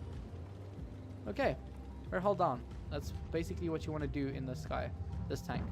Our FV is just playing like a dodo, means I can't get a shot into that Kranvagn. And there is a CS-63 there. Maybe we can get a shot into that Kranvagn pushing up there. It does not look like I'll be able to do that though. And in this position here, there's an E100 on my left. Maybe we can put some shells into him. T6 is on the in front of us here. We don't want to cap the base, obviously, because that's not really fun, huh? We're gonna go for a shot into that object 268, and as you can see, the accuracy is just awful. I do wish, like, a 268 is more accurate than this vehicle, and this thing has way less, obviously way less alpha than the 268. This is probably a bad move here. I'm probably gonna bleed a lot of HP for this, but I need to back down because there's a 263 there, and there's an E100 on my left now as well. So I'm playing so bad right now, guys. I am sorry that you have to witness this. There's an E100 in front of me, I can bet you. Can our heavy tank push up? Our E100 is playing so passive. And I'm playing like an absolute idiot, though, pushing up like this. The E100's over there, though. So maybe we can get a shot into this E3 here. Nah, he backs up. Like, look at that E3's armor. Wow. Okay. I have played this battle pretty bad, I will say that. I shouldn't or didn't need to push up this aggressive, but I was in a predicament where I didn't want to cap the base, because if I stayed in that base or tried to maneuver so that I was in cover, probably would have capped that base, and that would have been very boring. Okay, so there's a CS-63 aiming at me. Maybe we can get a shot into him. That misses, obviously. E3 is now rushing me, obviously. That's what you want to do in an E3. He does miss me at least, so yeah, we're going to wait for my shot to reload, maybe. And yeah, I think he's just going to reload before I can even get my shot out. Let's see if this can work. You know what? I'm going to back up. He's going to reload before me. I know it for sure. So let me just reload my clip. See if we can... You know what? I'm going to go for the shot now. Maybe get a track shot into him. He's going to pin me. He does bounce me. There we go. Minnow armor working out for us. And there's 2 guys left. We do end up winning this game, so at least I didn't scuff it up so bad that we actually lose it and die. E100 in front of me. Maybe we can get 2 shots out. Okay, so I mean 1 shell equals 300 plus HP saved. Improved assembly only gives you 250 HP on E100. That is true. This map looks fire. I mean, it's an old map, and it does definitely need PBR graphics, but it does definitely look better than most other maps out there. My whole point is that if enhanced armor bounces 1 shell for you that you would have bounced with normal armor, then enhanced beats improved assembly. Yeah, that does make sense. I do get what you mean. I did no damage that game, guys. I don't even want to show you that screen. That was awful. I like how we pull out at like a 5,000 something damage game in the M48 Patton and then go to do that little damage in the Minnow. So Minnow is still that tank that it just feels so slow, and it's a tank that I'm always so bored of playing because it puts out damage extremely slow. Yes, if you do manage to dump the entire clip, you can do about 1,500 to 1,700 damage, depending if you high roll or not. And then it's fun, true. But most of the time I'm just so bored of playing it because it's so slow. Its gun is not the most accurate thing out there, meaning you're most likely going to miss your shells in it. And when you do miss your shells, your DPM becomes even worse than what it is, which is probably one of the worst DPMs in the game. But yeah, there's the Minnow. It got an increase to its traverse speed, which, mind you, is very, very nice for what it is. But it didn't really make the tank fun or enjoyable to the fact that it makes it a good tank to run daily. Minnow got made slower in engine, but improved rotation, yeah. Yeah, but I think they should have done something with the gun. Maybe decrease the interclip reload, or maybe make it not a reserved shell clip, because the whole thing about reserved shell clips is that they make them so boring. The fact that this tank is so slow, while it does have good armor, its turret can't traverse all the way, meaning most of the time you're exposing your side of your turret. And yeah, I don't know. I'm not a big fan of the Minnow, I will say that. But it's not a bad tank either. We haven't played the Chieftain, so let's try it. I don't have Hori, unfortunately. I wish I did. Fantastic tank. Let's play the Chieftain Mark 6. It hasn't been played much. I mean, it didn't get much of a buff to it. So, mind you, it's probably not the best tank to play to discuss the update, but we can definitely get into it. I agree, Minnow needs something more. DPM or more speed, definitely. Like the traverse, like if they kept the mobility like it used to have, and then increased the traverse speed, I think that would have been crazy good. That would have been pretty decent for the vehicle. But it's just so slow and its gun is so boring. So yeah, what I've noticed already before like even just getting into this game is that we have normal AP instead of APCR as our standard rounds, which it's okay. APCR is a pretty awful round, and standard AP is not far better. So yeah, premium AP is the best thing ever, so I wish it had that. But okay, so we're gonna take this middle position here. Let me tell my team that I'm going there with the new little marker that we can put there. Moving here, I love it. That is so epic. It's so much better than like trying to tap the map at the bottom left there. Okay, so let's see if we can pull out something here. Let's wait for our guns to aim correctly so we can put a nice shot into that Chieftain. Nothing much happened to the Chieftain. I don't know if someone wants to confirm that to me, but pretty sure nothing much happened to this tank. We missed a hatch shot there, but that is kind of what happens when you have 300 ping. Yeah, let's see if we can maybe hit him now though. Bounce that shot on his hatch. That's what the gun can do. The hatch can bounce some shells if you hit it at the wrong position. And looks like the enemy team just has these players here, so maybe we can get another shot into the guy's lower plate. Bounces, unfortunately. And the T125 is on my rear, as well as the Leopard 1. Where are my medium tanks? What are you guys doing? Absolute hooligans. Guys, please explain. If you play on NA, I don't understand why these players are awful. Like, why do we need a Kranvagn 50 ton on our flank here? The enemy team had one medium tank, and so did we, which means there was no disadvantage in medium tanks. So why did our Kranvagn come here and make our entire team blind to whoever was on the left there? Gonna load up to a premium round so that we can guarantee the shot going through that Chieftain Mark 6's side of the turret there. Can you make a video regarding the different shells in the game? I definitely can. There are quite a lot of videos out there, but I definitely can do a video on that. We missed that shot as well. Now, yeah, this is what you do in the Chieftain. You sit, you hope you don't get pinned in the hatch, and you go hull down and do a lot of damage. So, but we're not currently doing a lot of damage, which is unfortunate because my medium tank is yeah, he's doing what medium tanks do, I guess, on NA. Leopard PTA on our spawn here. Hopefully I can definitely nuke this player. But he can also nuke me. 268 actually ends up killing him. And this looks like another game that is not going to be much farm. Can we pin this side of this tank with HE? Not quite. M60 is probably going to kill me with these 2 shells. And he actually doesn't manage to high roll there, which is very nice. Hopefully we can get a shot into hatch there, which we managed to do. But yeah, this is kind of close. I don't want to even sit next to that M60 and wait for him to push me, because yeah, he's just going to absolutely dunk on me. And I'd rather get out of there because there is a 183 that's also about to push on me there as well. Okay. Asia is much worse. I wouldn't know. I've never played on the Asian server. 183. Here I am. Put a shot into him. Hopefully I do enough damage this game, but I'm scared of that Minnow pushing on us. 183 is poking up again here. We can put another shot into him using that fantastic DPM. Can anyone explain what happened to this tank? I don't think anything changed on it. Hopefully he doesn't snapshot me there. I'd hope for him to go for the Object 268 instead of me, which he might just do. We can get an 80 round into the side of him for 545, and that is what this tank does. Awesome. Where is my team? 60 TP. What are you doing? You're shooting who? Who are you even helping at the side there? I don't even know. Yeah, okay. Well, this sucks. 183 might be... can kill that E5 at least. Minno's going to come on my rear now in just a second, and I might get killed by this 183, which I do manage to get killed by. That Minnow was going to be on my rear anytime soon. So the 60 TP really didn't need to be in the back of the map. I don't know what he was doing. Yeah, well, there goes the 268 complaining about him. Minno's going to push here now. Yeah, now the 60 TP is now a one shot. Hopefully he shoots the 183. Nope, obviously not. What a lovely player. Okay, let's get out of there before I lose my mind. Chieftain Mark 6, nothing much changed. Feels like the same tank. And that is not even that worse about the tank. I do wish it kind of got a little bit of buff, maybe DPM buff. Because that would obviously mean that it had something changed to it. And what graphics settings do you play? My laptop supports low graphics by default. So we can have a look at my graphics here real quick. So graphics quality, everything is on maximum. High. I got 16, 4 times, 60. And yeah. And I have track traces, HD textures. I don't run grass in sniper mode because that's just going to interfere with you. Shell hit marks are equipped, and yeah, the rest are there as well.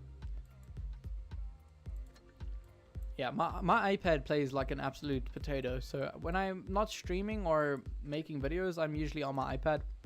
But my game looks awful there, so that's why I don't make videos on my iPad. Okay, so you know what? Why don't we head over to the other server, my EU server, because we've played everything here besides the 113, which didn't really get much of a change either.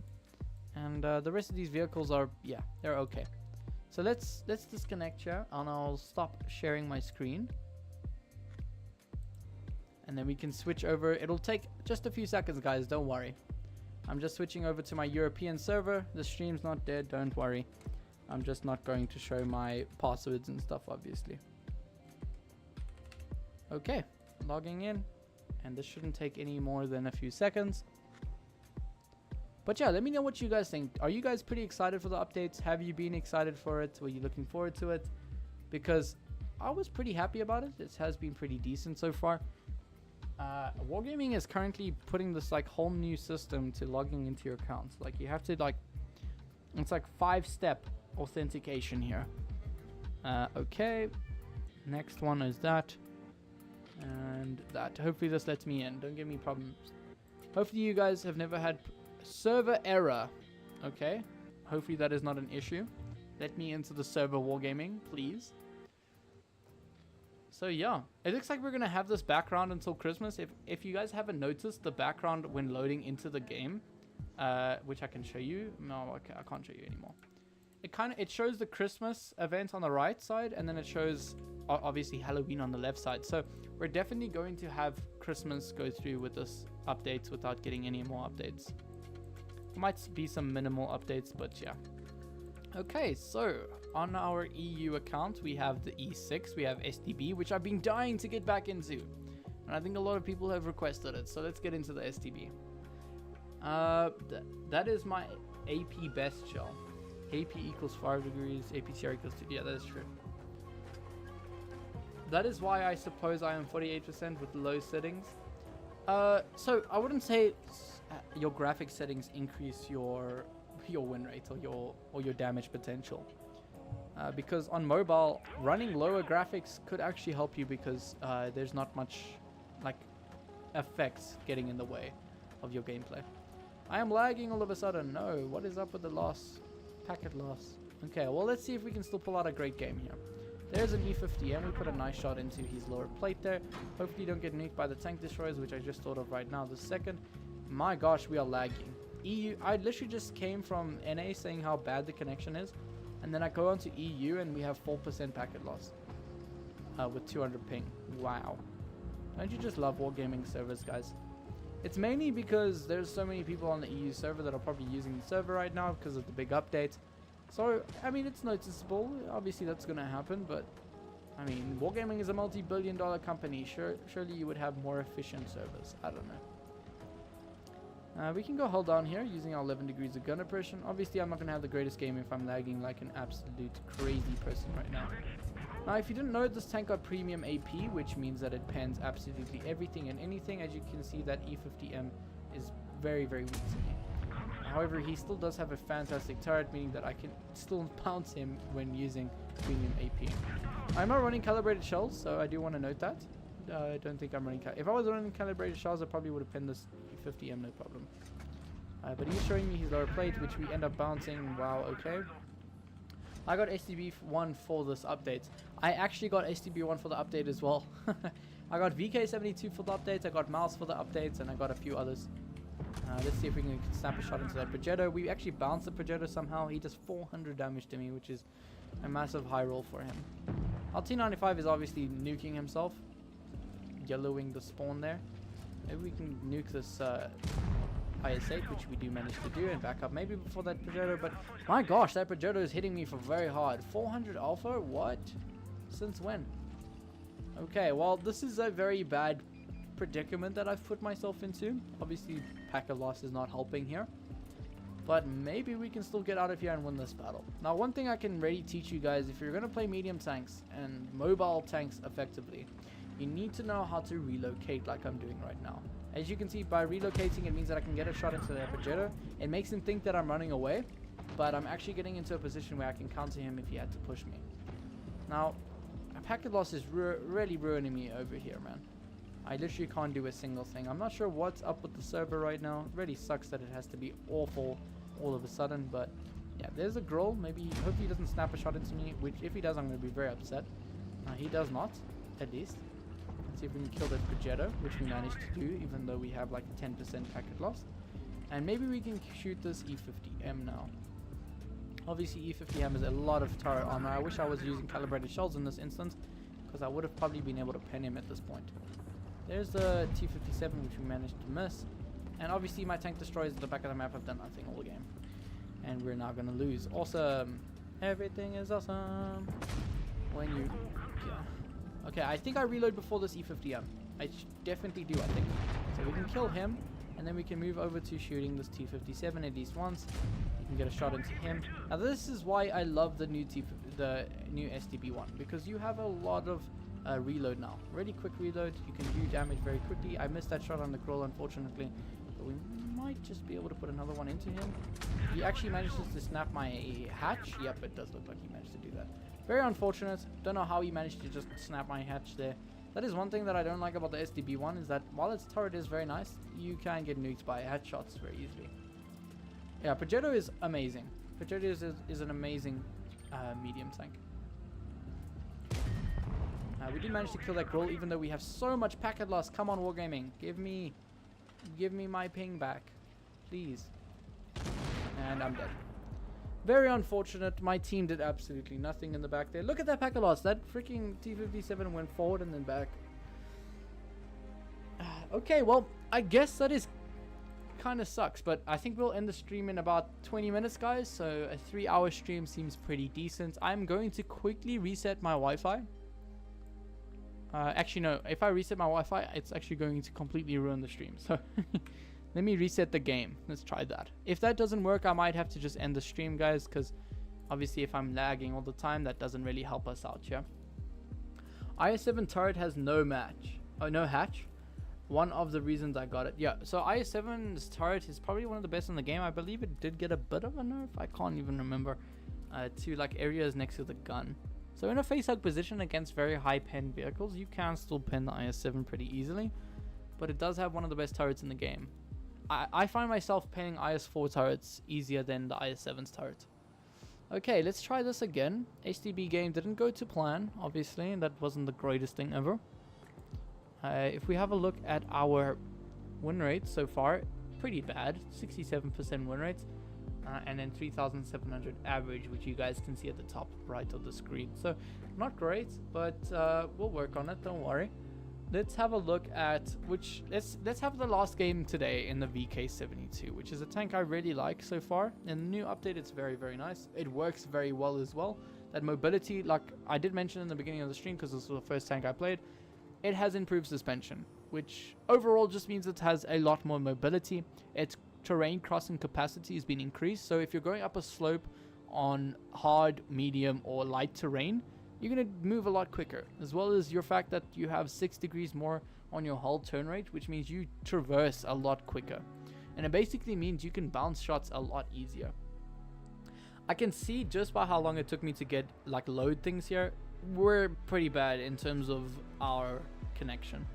So this might also be just a very laggy game, unfortunately. Yeah, 251 ping, I'm usually at 180 to 200.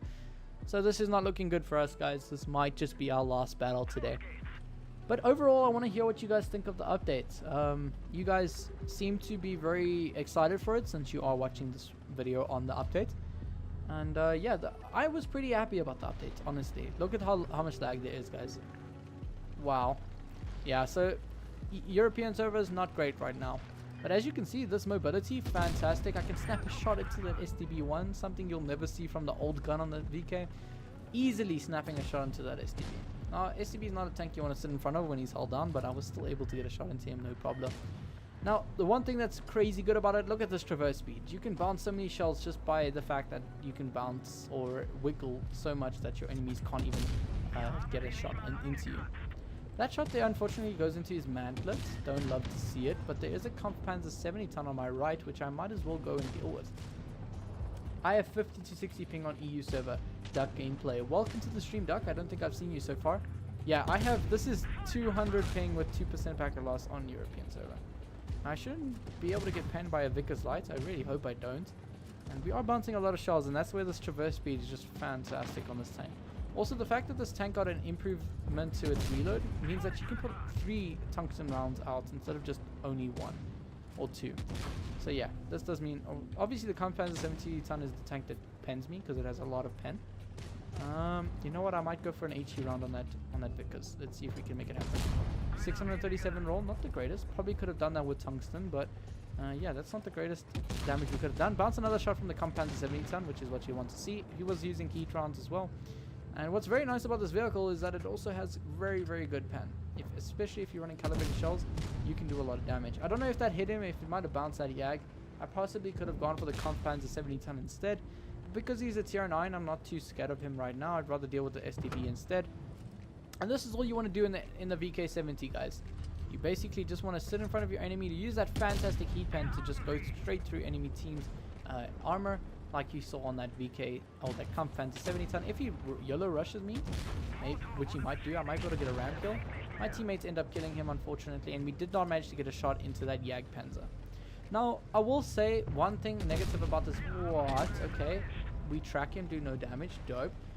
Damn, my ping on NA, I used wired. It's always 15 to 30. I get packet loss. It's the server's fault, yeah. I am wired right now, so...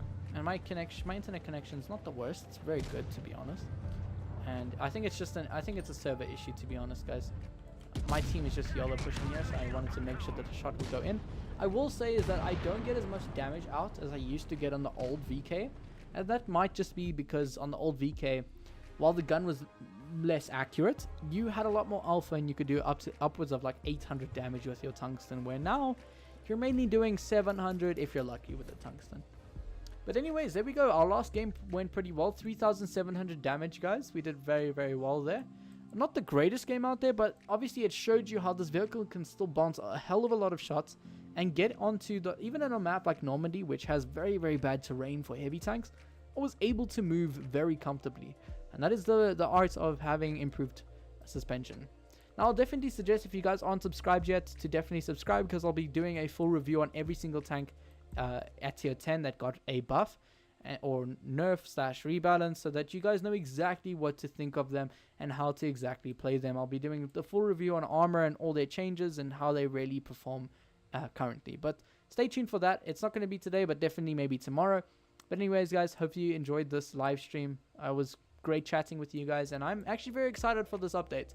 It means a lot of content for us creators, and it also means a lot of new and different playstyles for these tanks. GG, thanks for stream. Always welcome, Dysphoric. Thank you so much for watching, man.